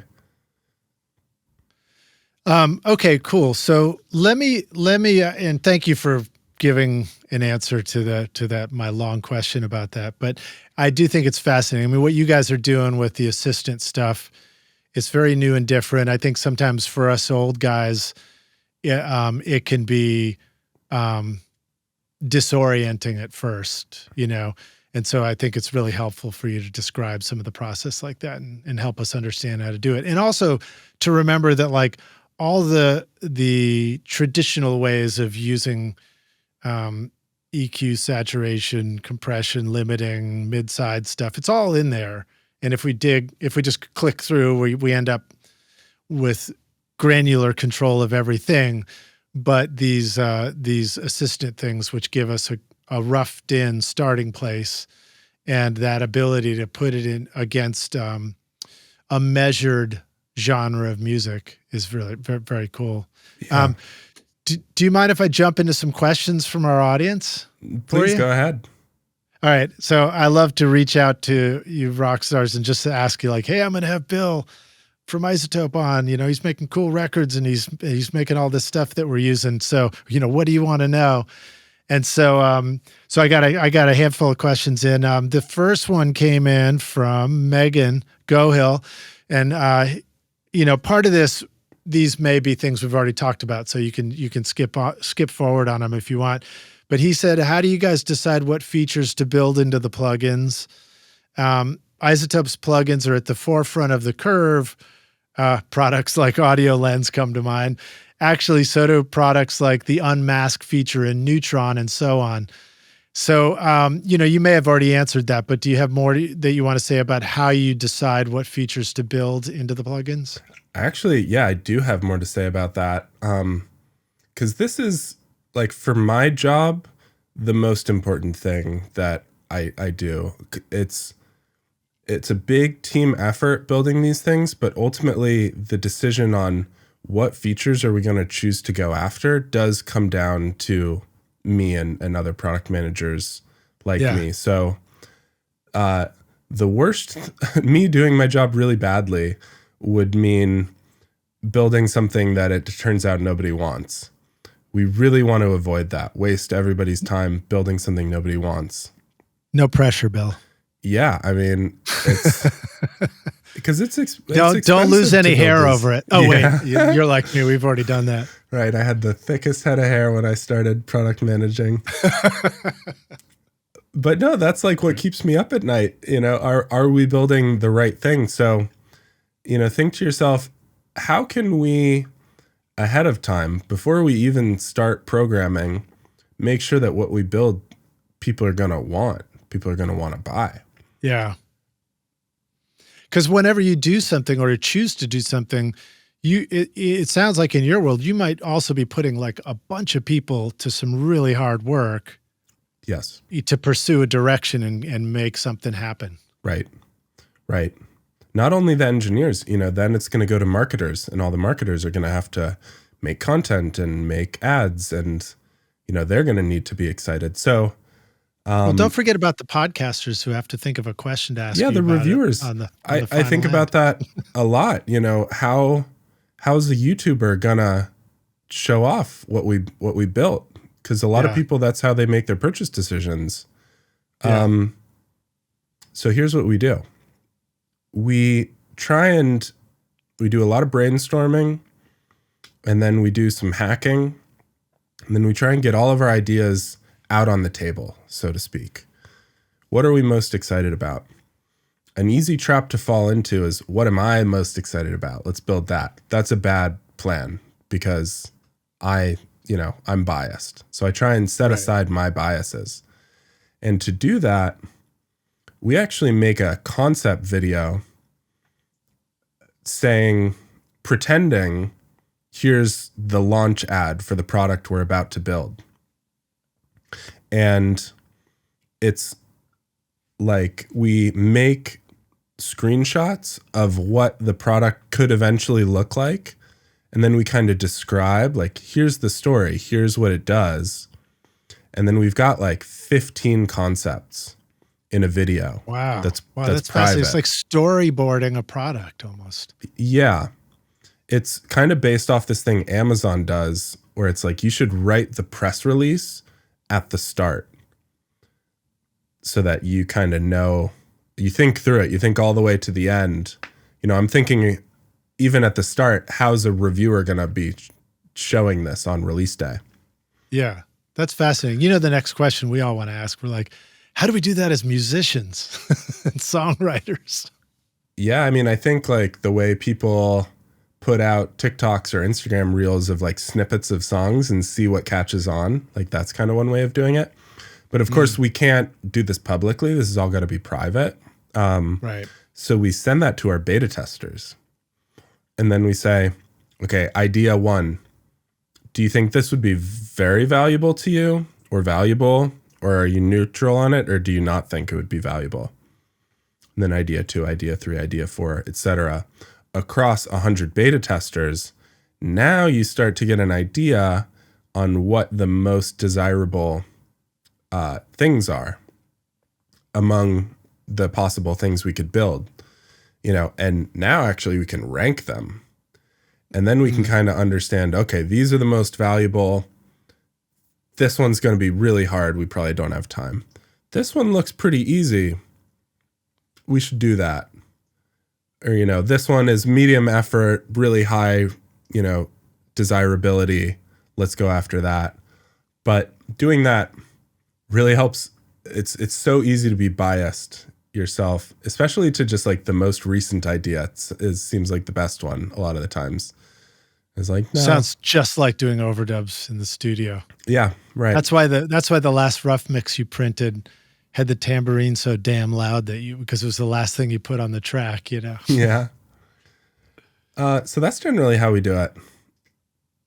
That's wild. That's wild. That's fascinating. It also makes me think that the beta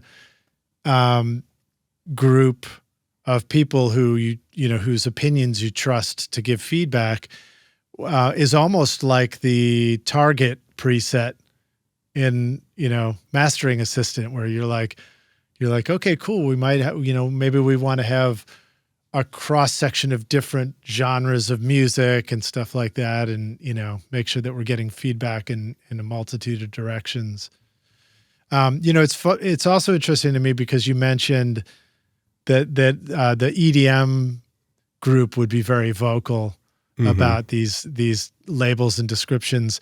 And I think I remember that like one of the first times I ever really got introduced to Ozone and was and knew and really like got fascinated by it to deep dive was Googling and trying to figure out like how did Skrillex make his records sound the way they did? And then, you know, on all the chat boards, it was like, oh, he uses Ozone to master everything. And I was like, okay, cool. What's that? You know? And then I started diving way into it. Yeah, that's so cool. I love Skrillex. He's one of my favorites for sure. You know, I guess I'm like slightly embarrassed to say it, but after 15 years of Bonnaroo and doing the festival down there and all the music that I saw there, one of my favorite shows was the Skrillex show, you know, which is, you know, the reason why that's funny is because it's, you know, he's mostly pressing play, you know, and just being a really good selective DJ. Yeah. Or, you know, I mean, just, no, I know that. No, sorry. I didn't mean it that way. I just meant like at the live thing, you know, it wasn't a band all playing together up on stage. No, but yeah, no, I love that stuff. And I do think that the tools that you guys make have a real appreciation for, you know, the electronic side of music creation and making sure that we've got stuff to really manipulate the sound and get it to sound awesome. You ready for another question from somebody else other than me? Yeah, please. Okay, this one comes in from Colin Dupuis. So Colin said, and he's also, I know a handful of people who are really ninja at using RX, and he's one of them. He said, what sort of crazy new stuff is on the horizon? I'll start with that one. So as much as I would love to tell you, I can't tell you what's on the horizon. You'd have to kill us. If you told us, you'd have to kill us, right? I don't know about that, but Sorry, that's just the running joke. Yeah, I know. Let me tell you a little bit about what just came out, because I feel like it's not well understood or appreciated yet. Some of the stuff we worked on for RX11. An interesting problem area we've observed has to do with the loudness wars. Loudness wars were so important, pushing records to sound loud. Everyone was listening on CDs. Thought it would sell more CDs. I wasn't audio engineering at the time, but we're all hopefully kind of familiar with that. And we're probably also somewhat familiar with how things have changed now that everybody's listening to music through streaming. And streaming is doing what's called loudness normalization, where we actually have a measurement of loudness, LUFS, loudness used full scale. And Spotify, YouTube, Apple Music will all adjust the gain of your song to a predetermined loudness level to give you a better listening experience as you're swiping through. You don't have to adjust the volume. It's all generally the same perceived loudness. Yeah. However, which is great for music. It's great for the quality of the music that gets produced.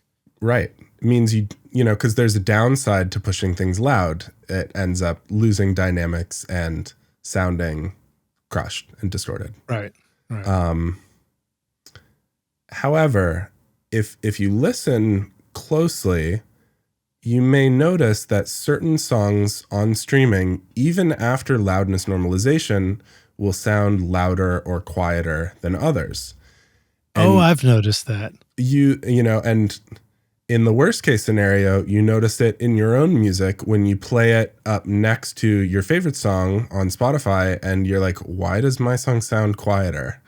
Like, What the heck? The forums told me negative 14 LUFS, which you shouldn't do. But there's an interesting problem there, right? Like, for one, you don't want your song to sound quieter than other songs. And there's these differences in sort of perceived loudness, even after everything's been made to be negative 14 LUFS.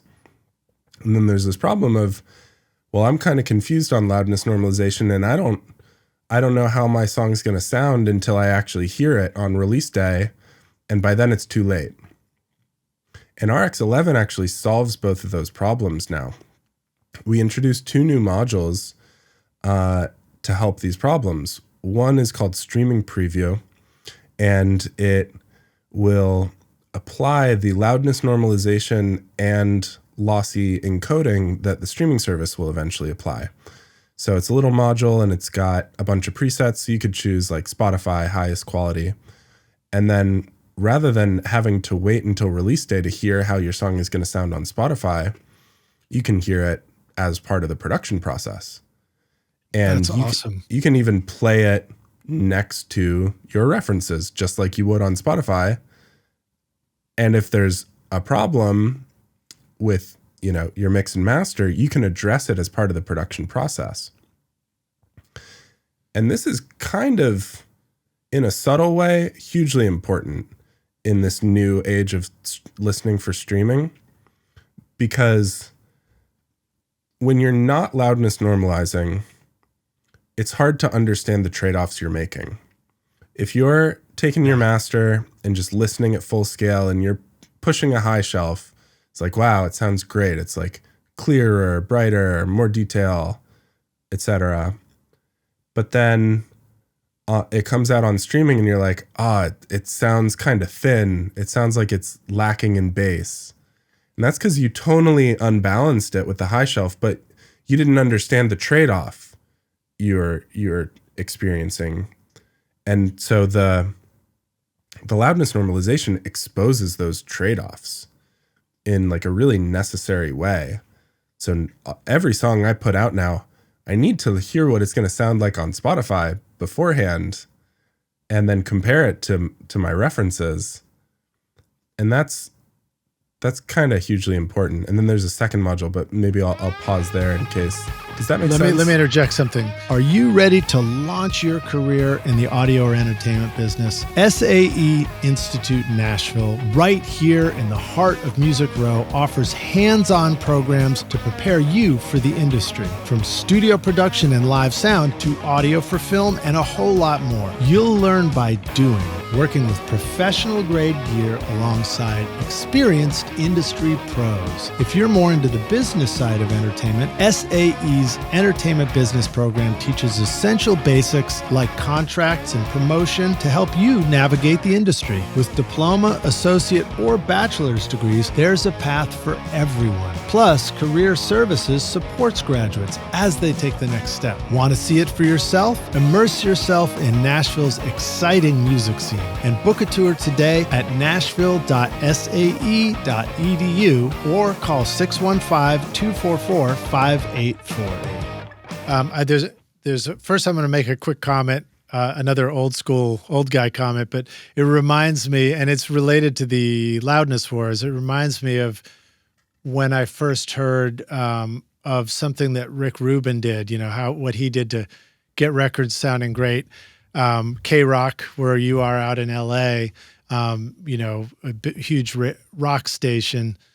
And I remember hearing some rumor like Rick wanted to know how the records were going to sound when they hit radio. So he went and bought a matching compressor to the radio station's compressor hardware unit. And they would mix through that and check all the mixes in the studio that way. So they always knew exactly what it was really going to sound like when it went out there. Of course, the irony of what I'm describing is they were still in the loudness wars. So it was always like, make it loud, loud, loud, because that's what the radio's going to do.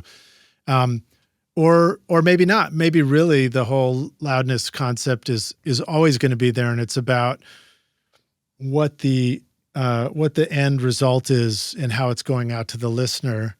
So it's very cool that we now have the streaming preview and that's in RX, you said, right? Yeah. Right. So that gives us the ability to hear what it's going to sound like in the real world. And yet the other part of the question that comes to mind, which maybe you can help answer, is don't we still need that sense of listening to something and then isn't there still a comparison that's needed? Like we only noticed that ours sounded thin because we just came out of listening to something that sounded awesome to us. And then we're like, oh, I see. It goes all the way back to us talking about speakers where it's like, you thought your stuff sounded good until you heard it on the nice speakers. Yeah. And then it didn't sound so good. And then you play something on the nice speakers that does sound good. And you're like, oh, that's what it could do. Mm-hmm. Yeah, definitely. I mean, referencing is so important, especially when you're in a suboptimal listening kind of environment. So, yeah, this makes any song on Spotify a loudness matched reference that you can play against yours. Meaning on your computer, you could play yours, hit stop, flip over to Spotify, press play. And if you're on the same sound card or you're playing out the same interface or whatever, it'd be apples to apples. Exactly. Yeah. Yeah, that's exactly right. And that's a cool story about Rick Rubin. I've never heard that. Yeah. I mean, it may be, I can't vouch for its 100% accuracy, but I don't really care. Mm-hmm. I mean, there's so many great stories you hear through the grapevine, coming up, making records in the studio and then working with different people. And I feel like the fun stories just stick with you. And that was definitely one I heard at some point. So it makes a lot of sense. There's probably some truth to it. Yeah. I mean, that's exactly kind of what we're trying to do. Yeah.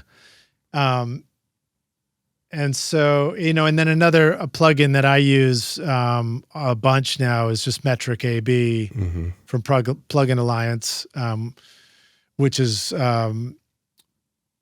really great for having those references right in the master bus while I'm mixing, just to, see how things are turning out. Yep. Totally. I even use it for the podcast. Literally, while I'm mixing this podcast, I'll be A-Bing it against a podcast that I did previously to make sure that I'm staying in the right ballpark. Oh, interesting. Yeah, that makes sense. Yeah. Okay. So then you were about to move on to the next part you said streaming preview, and then you wanted to describe something else. Right. So Streaming preview lets you hear how your song's going to sound on Spotify. And then we were really fascinated by the fact that even though you can have two songs that are LUFS matched or both LUFS normalized, they can kind of have different perceived loudnesses. And we discovered this interesting quirk of the LUFS measurement algorithm.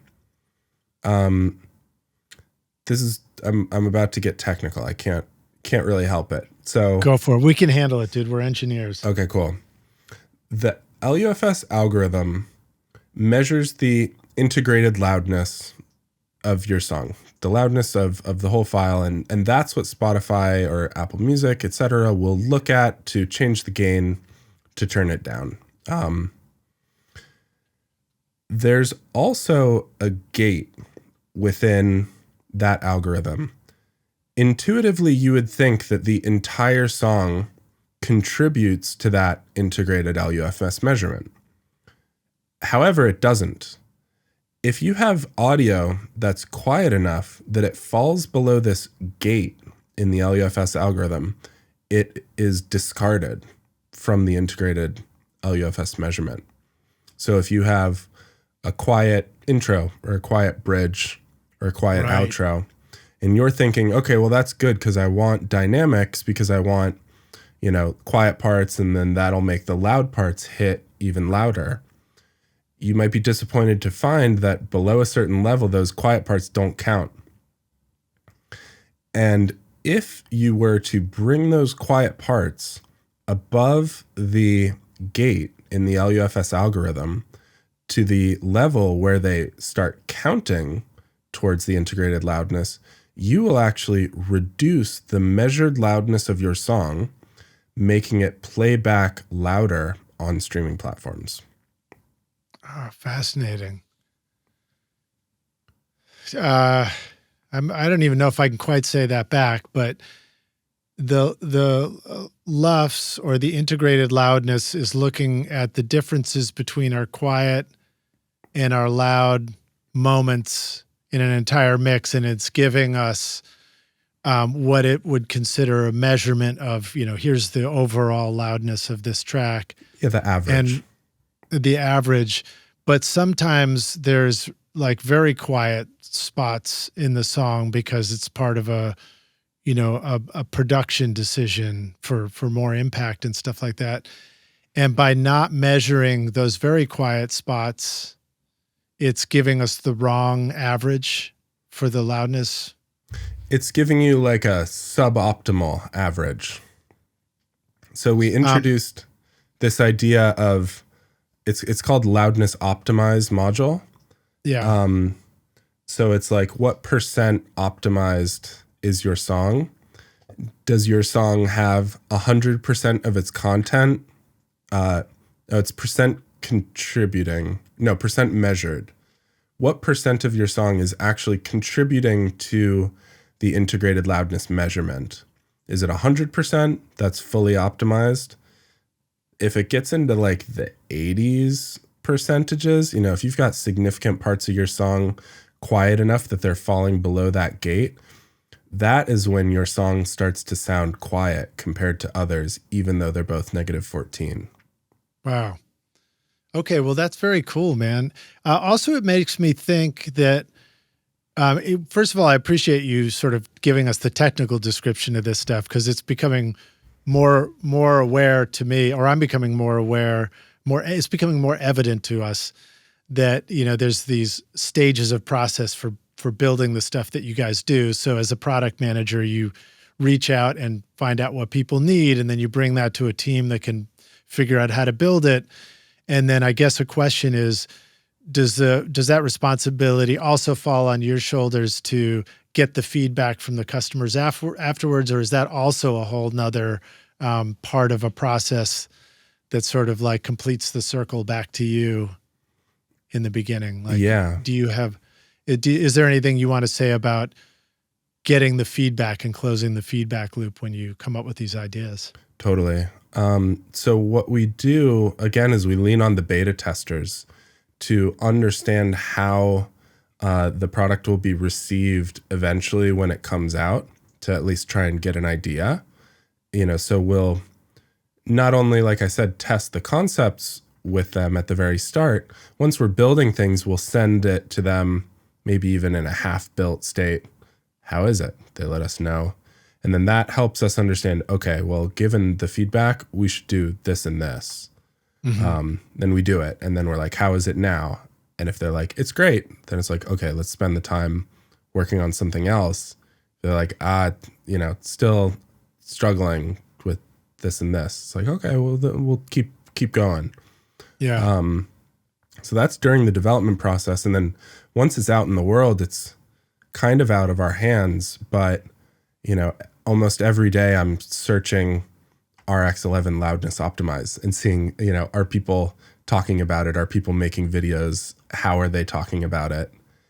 And using that to upgrade my understanding of customer expectations so that we can build great things in the future. Yeah. Sometimes it's good, sometimes it's bad. That feels similar to how I go and see what, comments there are on a podcast, for example. I find it seems masochistic sometimes, but I sort of love getting the comments that beat me up, because I'm like, great, there's something I can pivot on, I can do different. Although it's wonderful when you get comments telling you that you nailed it, Totally. Okay, cool. Well, let me jump to another question. Do you have a little bit more time for us? Or, I do. Or I could go all day. Okay, awesome. Well, we won't need you all day, but let me go to a couple more questions. This one comes in from Mindy Watts, who will hopefully be a future guest on the show. And I met recently at the Sputnik Christmas party here in Nashville. An amazing studio that I don't know if you've ever been there, but a very cool place. Mindy said, my questions, thoughts on it are more existential. Do you think that music is all going to start sounding the same with the popularity and prevalence of AI plugins? What are your thoughts on that?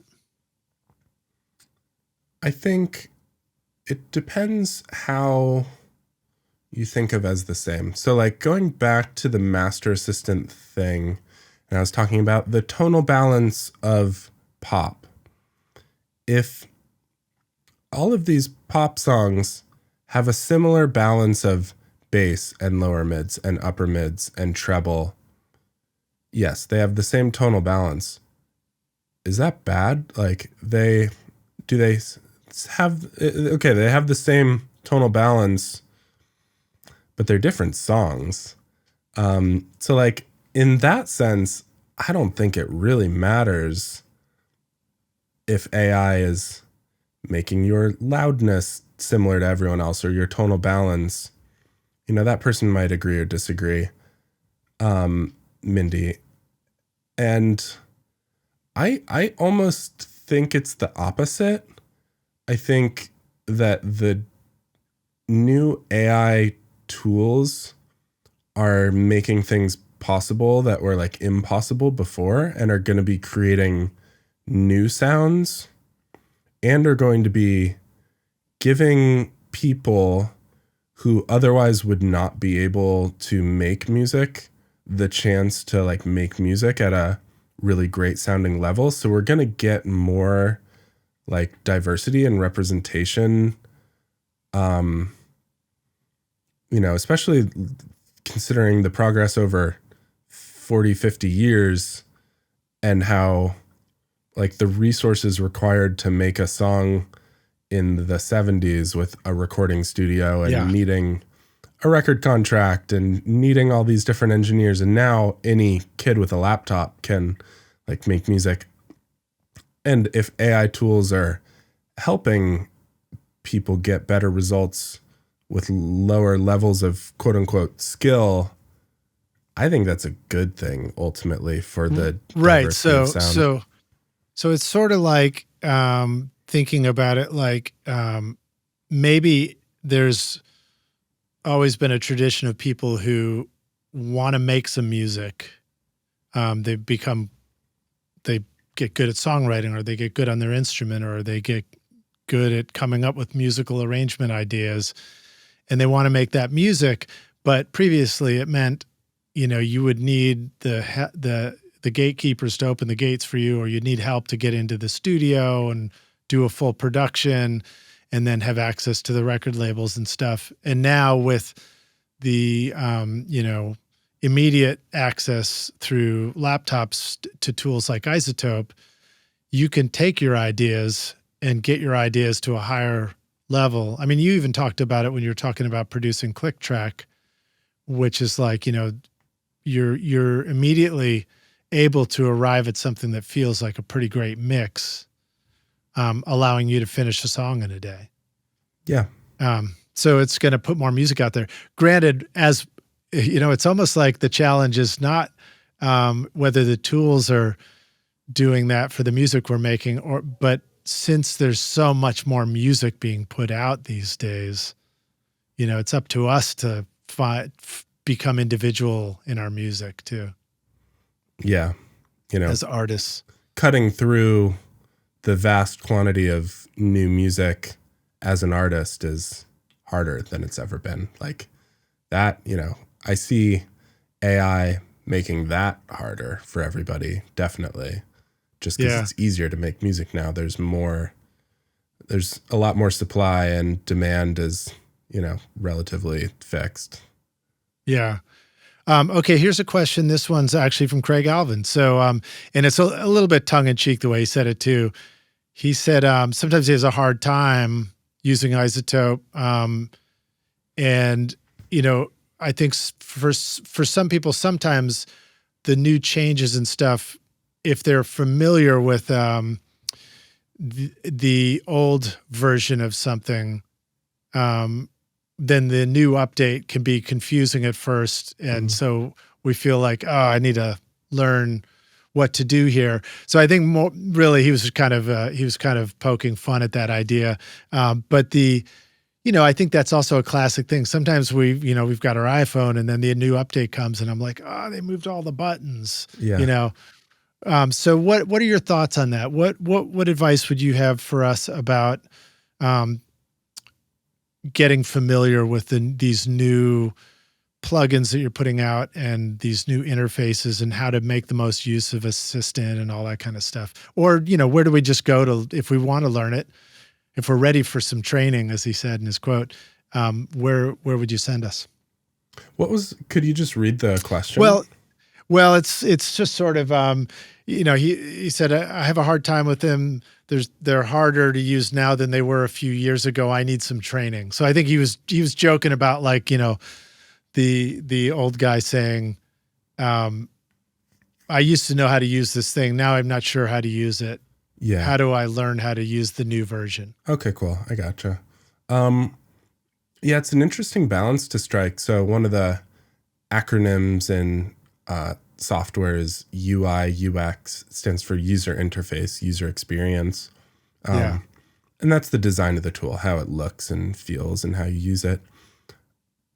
I'm not exactly sure what he's talking about because, like, for example, Ozone, it hasn't significantly changed the UI, UX over the years. It's always had sort of a line of modules and you add the modules and it's got a bypass button. I mean, we changed the UI UX of the maximizer in Ozone 11, which is a pretty beloved module. But the new one's cooler, I think, and easier to use. I don't know. We also maybe it's just referring to the assistant screen and trying to understand like what to go through with that. I mean, I had to learn it when, at first, and I think I just watched a YouTube video. I find that's always been a really, really helpful way for me to learn all these new plugins and what they do. To your point too, which is when somebody goes out and makes a good walkthrough video or a good demo of how it works, it can be really helpful. Yeah, that'd be a good place to do it. Also, and then you yourself make great YouTube videos to break this stuff down for us. And iZotope does. Yeah, iZotope makes some really good content. We also, like, every plugin has a little question mark button in the upper right, and that'll launch the manual. So Oh, there you go. Great. That's a Take great a look tip. at the documentation. Okay, cool. Well, that covers it for us old guys sometimes who need that a little bit of a helping hand. All right, here's one from Nick Krill. Nick said his first question is, do any psychoacoustic principles play a role in iZotope RX when you were designing the algorithms used to clean up audio? And then his follow-up says, are there any particular ways that humans perceive sound that we can keep in mind while cleaning up audio that might help us make the best decisions with tools like RX? For example, for us to use what we know about human perception to help us keep our audio clean up as transparent as possible. I'm not sure exactly what he means in there, but does any of that sort of strike a thought for you? Yeah. It's like understanding, like, what do we know about how humans perceive sound? And we have this tool RX to clean up our audio. Right. Psychoacoustics. A lot of the digital signal processing, it's like a, next to overlapping Venn diagram circles of education alongside DSP. So a lot of the DSP is based in psychoacoustics. I am not the best expert on audio cleanup and repair with RX. Like in the new RX, the stuff that I worked on was what I described a couple minutes ago with the loudness stuff. But being a bit more focused in mastering, I'll talk about an interesting piece of psychoacoustic DSP in Ozone. It's in the maximizer, we have these IRC modes. IRC stands for Intelligent Release Control. And these are really popular. These are, for my money, probably the best part of Ozone. When I get to go and talk with some of the biggest mastering engineers in the world, and a lot of the time the reason they're using Ozone is for those IRC modes, and especially IRC3. IRC3, you can actually read the patent on it if you want. I'm not going to quite do this justice, but the trick with getting a really good limiter is to have as fast of a release as possible so that you don't hear pumping from the gain reduction that the limiter is doing, while having low distortion so that you don't hear crunches as it's releasing really quickly. And IRC3 runs 8 different release times simultaneously and then uses a psychoacoustic model to measure the perceivable distortion in each. And then it will dynamically switch between those 8 algorithms to choose the one that will give you the fastest release time that is underneath a psychoacoustic threshold of perceivable distortion. Good Lord, that's awesome. Right? So essentially it sounds almost invisible, and it just maintains transients and has like no pumping and sounds awesome. Are you recording your own music or other people's music in your studio, but you're having trouble figuring out how to get your mixes to sound great? Do they sound weak and distant or lack punch and clarity? Well, I've got a gift for you to help you take your mixes from sounding like basement demos to sounding a lot more like professional mixes. And it's my free course called Mix Master Bundle. This course will show you how to get pro sounding mixes from your home studio with free and stock plugins in Pro Tools. And the best part is, these mixing techniques will work for you in any DAW, whether you're in Logic, Cubase, PreSonus Studio One, Reaper, or anything you can think of. Are you ready to make your best record ever? Then go to mixmasterbundle.com to get started for free now, and you can find the clickable link in the show notes of this episode.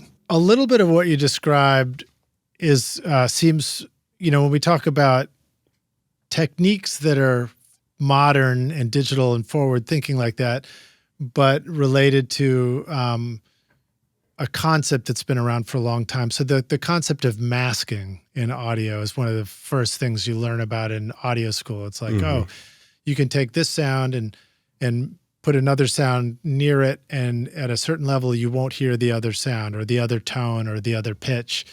And masking happens in the music we produce and in the mixes we do and in the reverbs we choose, which, tools like Aurora help us unmask our source audio against the reverb by cleverly solving it. So that's cool. That seems like another example of kind of unmasking what we want to hear by making sure that we're picking the right release time for the limiting so that you don't end up hearing it as a distracting sound, but it's sort of tucked under. Right. It's using masking to our advantage this time, choosing the fastest release where the distortion will be masked. Yeah. Okay. Awesome. How are we doing on time? You already told us you got all day. So let me hit you with another question. This is the next one from Nick Krill, who said, it's easy to think of RX as a logical problem-solving tool, but can you describe some examples of using RX where it was used in a mind-blowing artistic way? And maybe that's not fair because you said RX wasn't necessarily your number one wheelhouse for that, for stuff you've been working on, but a mind-blowing artistic way. And if you think of a different plugin where somebody used it in a totally unexpected way that you remember, you're welcome to mention that one. I don't have a great answer for this, but I do have my personal mind-blowing RX story that I'd be happy to share. Absolutely. Let's hear it. That was more of a, logical problem-solving thing, but I was doing a podcast interview, just like this, and the setup was different, though. I appreciate the ease of this setup. The setup for this other one was that I was recording myself, and we were doing a call over the phone, but I was recording my own mic, and I just send them the mic afterwards, and he'd sync them up, and it'd be high quality. Yeah. The problem was that I took my phone, and I must have put my phone over the XLR cable, or maybe on top of the A to D converter. And then to my horror, after finishing the podcast interview, I realized it had cell data noise constantly through it and loud. Oh, wow. It's just like the clicky, like, I don't know if you've heard that noise. It's horrible. Yep. Oh, I've heard it. We used to have problems where, like, depending on which cell phone carrier you used, you weren't allowed to have your cell phone on in the studio because it would get in all the microphone cables. Right. I'm talking to the recording rock stars. Of course, exactly what that is. So I was like, oh my gosh, I blew it. Like, I was so excited to do this interview. And then, like, am I going to have to are we going to have to do it all again? Like, what are we going to do? Fortunately, I have direct access to some of the best RX users in the world because they build the thing. It's like, okay, what can you help me? What are we going to do? And we tried all of these things like declick, to try and there was a little blog article that was like declick to remove cell phone noise. And ultimately it was just dialogue isolate. It was coming back to that machine learning ability to understand what is dialogue and what is not. And it could tell me talking versus my cell phone cell data talking. And I could just, negative infinity gain the cell phone noise. And the interview came out and we didn't have to re-record it. And that's pretty amazing. It really is. And sometimes when I think about it and I think about how do you design things that will do these, seemingly impossible tasks, but then I also think, well, wait a minute, Bill and I could listen to some audio that was a voice recording that has some buzz and noise in it, and probably everybody sitting in the room would hear it. So we have the ability to identify what's what. So then I feel like that inspires me to think like, you can do it, Bill. You guys can make something that'll figure that out. Right. So, well, very cool. All right. So here's, I will mention another version of RX Cleanup that probably is a little bit logical, but I was definitely mind blown. I had an artist I was working with, and they would often take the session home, or he would take the session home with him and either work on it or do more overdubs and then bring them back in. And it was my job to like clean it up and put it back into the mix and send him home with a new mix.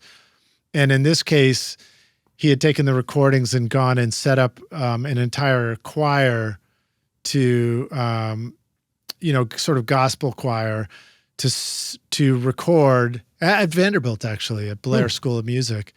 And so he recorded them, and then they brought it back, and I needed to port that into the session and comp it all in. But also you could hear paper rustles and shoe scuffles from the choir members who were standing on the risers. And he was like, "Hey man, do you think you can get those out of there?" And I was like, "Oh, wow. Okay. How am I going to do that?" And I was like, "Well, maybe I can do it in RX." And I got to say, even stumbling around in RX for me at that time, like not quite knowing how I was going to do it, I was able to figure out how to remove foot shuffles and paper rustles and, end up with something was just the choir and the voices. So it really is remarkable what it can do. And I do feel like I want to ask you, are there, like, if both RX and Ozone are incredible tools, and each one is like, a master's degree in what it could, all the possibilities of what it could do. And I wonder, do you guys have at iZotope courses or places where we can go and like really learn every aspect of it and become super skilled at it? What are your thoughts about how to do that? Yeah, I think our YouTube channel is going to be your best resource. We don't have any official course or anything like that, but like, for Ozone, the Are You Listening series with Jonathan Weiner, that's really good. Yeah, he's great. I'll shout out Groove 3 is a website, and they make some really good tutorials that are like in a sort of class kind of format. That could be a good place to look as well. Okay, cool. Maybe we'll try and put those in the show notes, Rockstars. All right, so here's a question from Brian Murphy. And he said, what uses of any of their plugins or apps are the most surprising or unexpected? Let me go to the next one because I feel like that's what we just asked. His next question was, will they consider offering an ability to tweak the skin, brightness, and color schemes? Sometimes the dark color might be hard to view in a well-lit room. That's something we might consider for the future. Yeah, different skins or a light mode maybe. I think sometimes when we think about products and plugins and features like that, we think like, oh, that's got to be so easy. And then if you meet somebody who's actually making them, you find out like it's actually can be really challenging to add something that sounds simple can turn out to be pretty hard, right? Anything that you're thinking, oh, you should just build that, it'd be so simple, it's 10 times harder than you think it would be. I guarantee it. Like launching a YouTube podcast. Yeah. All right. So let me zip back to another one from Colin, who said, will they have more in-depth ARA support for RX and Pro Tools? Which, by the way, so Rockstars, if you're not familiar with it, ARA means you can now use a plugin like RX, but it's sort of instantly processed on the track and then have a window pop up below where you can manipulate things. As opposed to like the old way of doing things was you might have to load it all in real time. And it would take forever. And so you'd end up being very, very selective about when you'd want to use some plugins to process audio. But with RX having ARA support, it means you can open it up and it's instantly applied to, or pretty instantly, I guess, applied to the whole individual track within a session so that you can start addressing it within your mix, right? Right. Is that a good way to think about it? Yeah. And I would say, like, you know how in Insight, the metering plugin we were talking about a little earlier, you can see a spectrogram and you can hit play and you can see your audio go as you scroll. But if you're working in RX, that's not what you want. You want to see the spectrogram all already there and then do edits to it. Like you're looking at a full timeline of the song, in other words. Right. So in order to have access to the full timeline, rather than just buffer by buffer the new audio that your playhead is passing by, that's what ARA lets you do. And yeah, so you may have heard or seen that, we partnered with Pro Tools to launch a new ARA integration with RX. And I hope I'm not messing this up. I am pretty sure the ARA spectral editor in RX11 will work in the other DAWs that support ARA. Okay.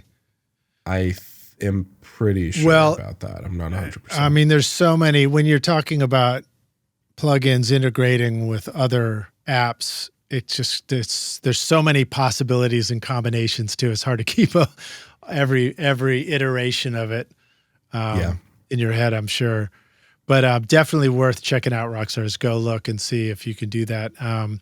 I've been using, I remember the Send plugin that sends it over to RX. I use that all the time and process it there and bring it back. But I'm excited to dive into the ARA features too, because it would just make it easier for me to, quicker to try stuff. And now, does ARA also help in terms of delay compensation and latency and processing? So in other words, if you were to put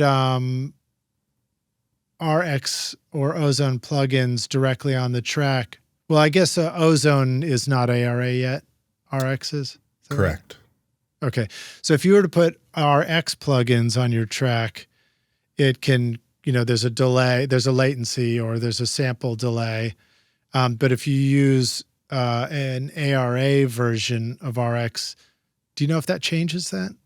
I think so, because it's like it's almost like an offline, process being applied to the audio.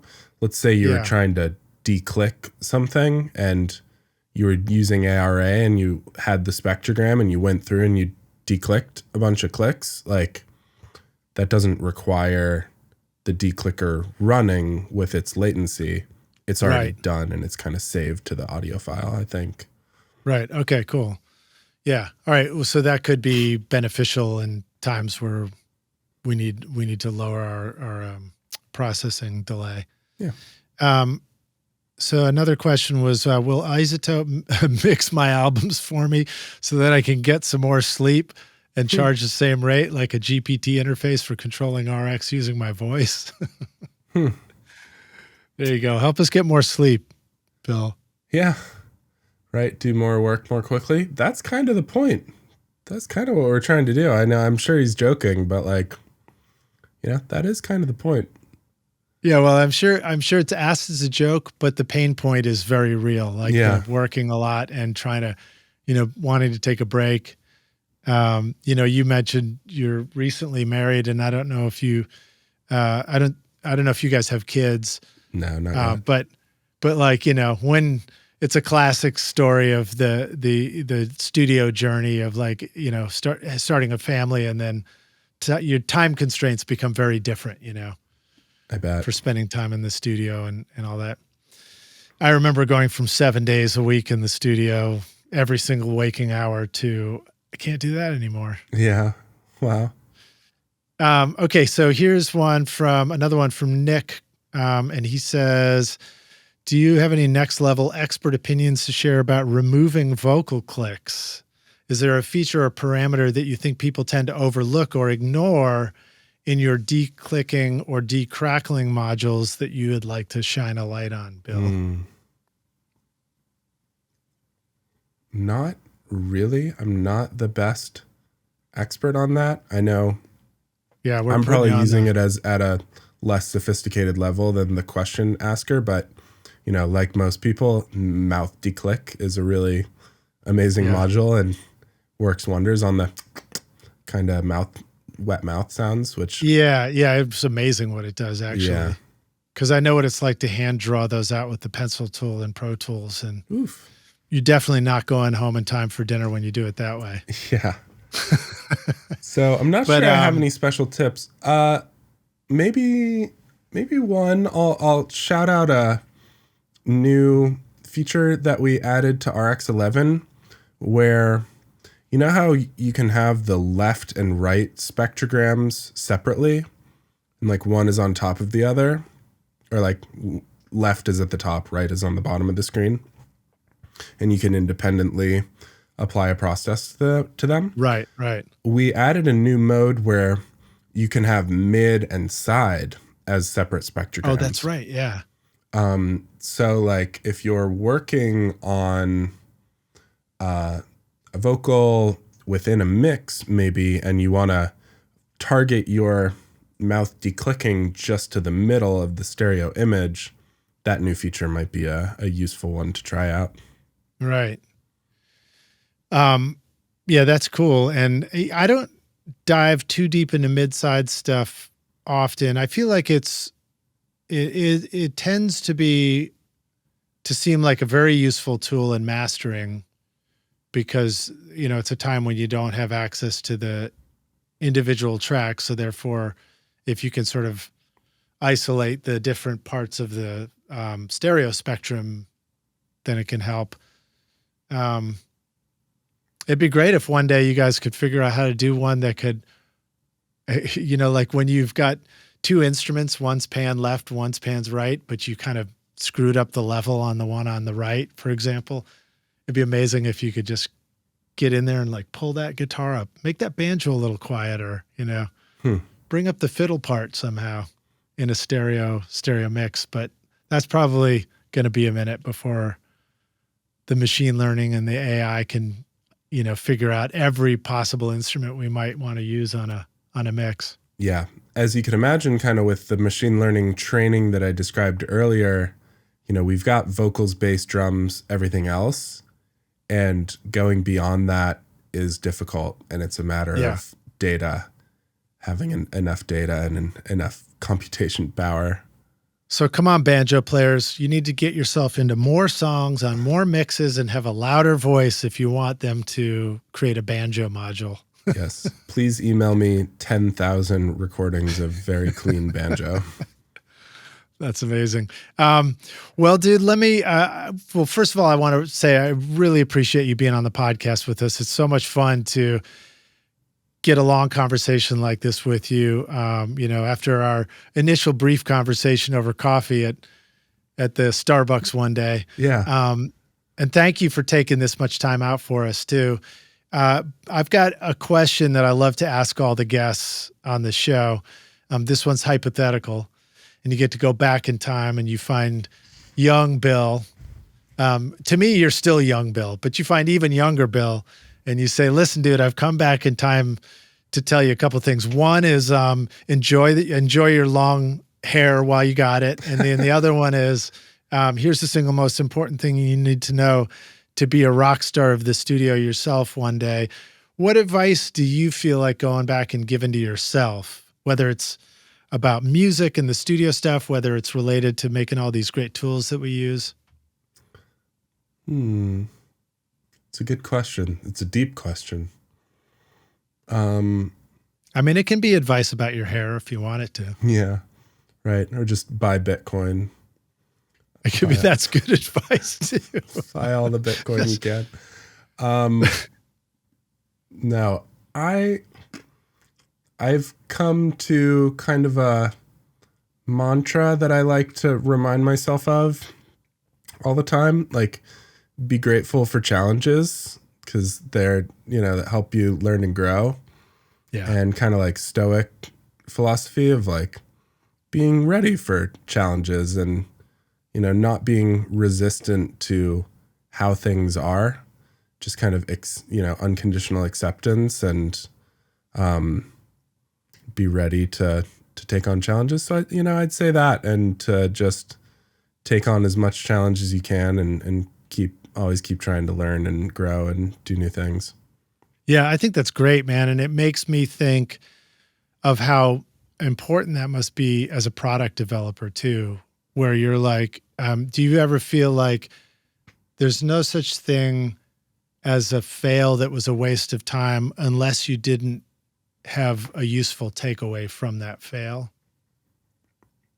In other words, like sometimes we beat ourselves up for doing things and not getting a lot of success out of the thing that we did.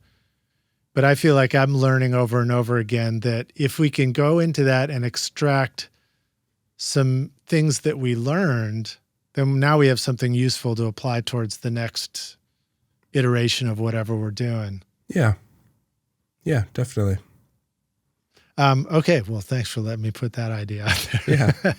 Yeah. Cool, Bill. Well, great to hang with you, dude. I want to mention to the rock stars, you've heard me mention it before, but please go over to iZotope and check out the wonderful plugins that they've got there. There's a whole slew of free ones that you can check out, things like Trash Light and Vinyl and what are some of the, an Audio Lens, for example. Yeah, so that's a great way to. Vocal Doubler is a cool one. Right. You know what we made free is the Ozone 11 Advanced EQ. Oh yeah, I saw that there. That's great. It's like a super. I mean, that's good like EQ. a hardcore EQ. Yeah, it's got a lot of bells and whistles. It's got all these filter shapes. It's got mid-side. It's got transient sustain separated EQ. Wow. Yeah, that's a good free one. Check that out. Very cool. That's definitely something to check out. And then we have a coupon code just for you rock stars too. If you use the code ROCK10, then that will help you get an additional or get 10% off any individual plugin at iZotope. So please take advantage of that. They've been very generous to let you guys have that. Let us have that. So Bill, thank you so much, man. Where would you like the rock stars to go and either learn more about you and your music, or go check out anything particularly that you've been working on over at iZotope? Yeah, I mean, just following iZotope on Instagram or Facebook or something like that, YouTube. You can friend me on LinkedIn or Facebook or email me if you want. william.podolak@native-instruments.com is cool. And that's probably good. Oh yeah. Okay, cool. The music. I'll shout out my own music. Click Please, Track. yeah. That's one word. I'm on all the streaming services, and then my wife is Christy Huff, CHRISTIEHUFF. She's on all the streaming services too. Awesome. Yeah. Great music, man. Thank you. I wanted to also just say, rock stars, kick that like button and subscribe to our channel here so that you don't miss any more videos from us. And if you've got comments about any of this stuff, please just drop it right into the comments and we will endeavor to respond to you and check out everything that you comment. And then Bill, what do you like to say to people who really want to get feedback to you about what you're making over at iZotope, for example? Yeah, I would love to hear it. Always love talking to users and potential users, perspective. So yeah, feel free to email me or friend me on one of those places. Okay, great. Awesome. Yeah. Well, dude, thank you for hanging with us, Rockstars. Thanks for watching. Bill, I really appreciate you spending all this time with us, man. Yeah, Ledge, it was great talking with you. And thanks for the great conversation. And thanks everybody for the great questions. Had a fun time. All right. Cheers.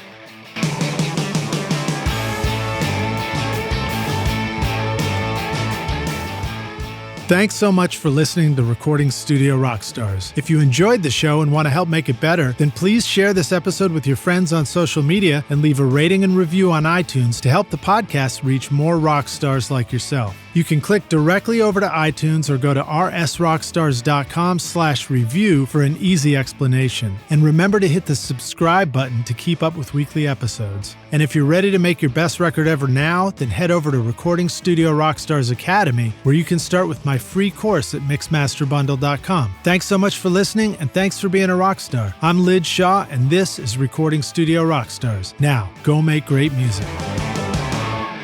Recording Studio Rockstars would like to give a big thank you to our awesome sponsors who help make this episode possible: iZotope, Native Instruments, Atom Audio, and SAE Institute Nashville. And remember to take advantage of our special coupon codes at iZotope.com, nativeinstruments.com. Use the coupon code ROCK10 for 10% off any plug or purchase. If you enjoyed Recording Studio Rockstars, please check out our sponsors using the links in the show notes. These are all things I highly recommend for your studio. They're going to help you make your best record ever. And please like and subscribe to our YouTube channel, because it's a great way to help support this show. And leave us a comment below to let us know what you thought of this interview or who we should have on as a guest in the future. I would also like to thank our fantastic team here at Recording Studio Rockstars, Vlad Weselchenko and Liz Hulitskaya. Thanks so much for watching and listening, Rockstars, and we'll see you in the next episode.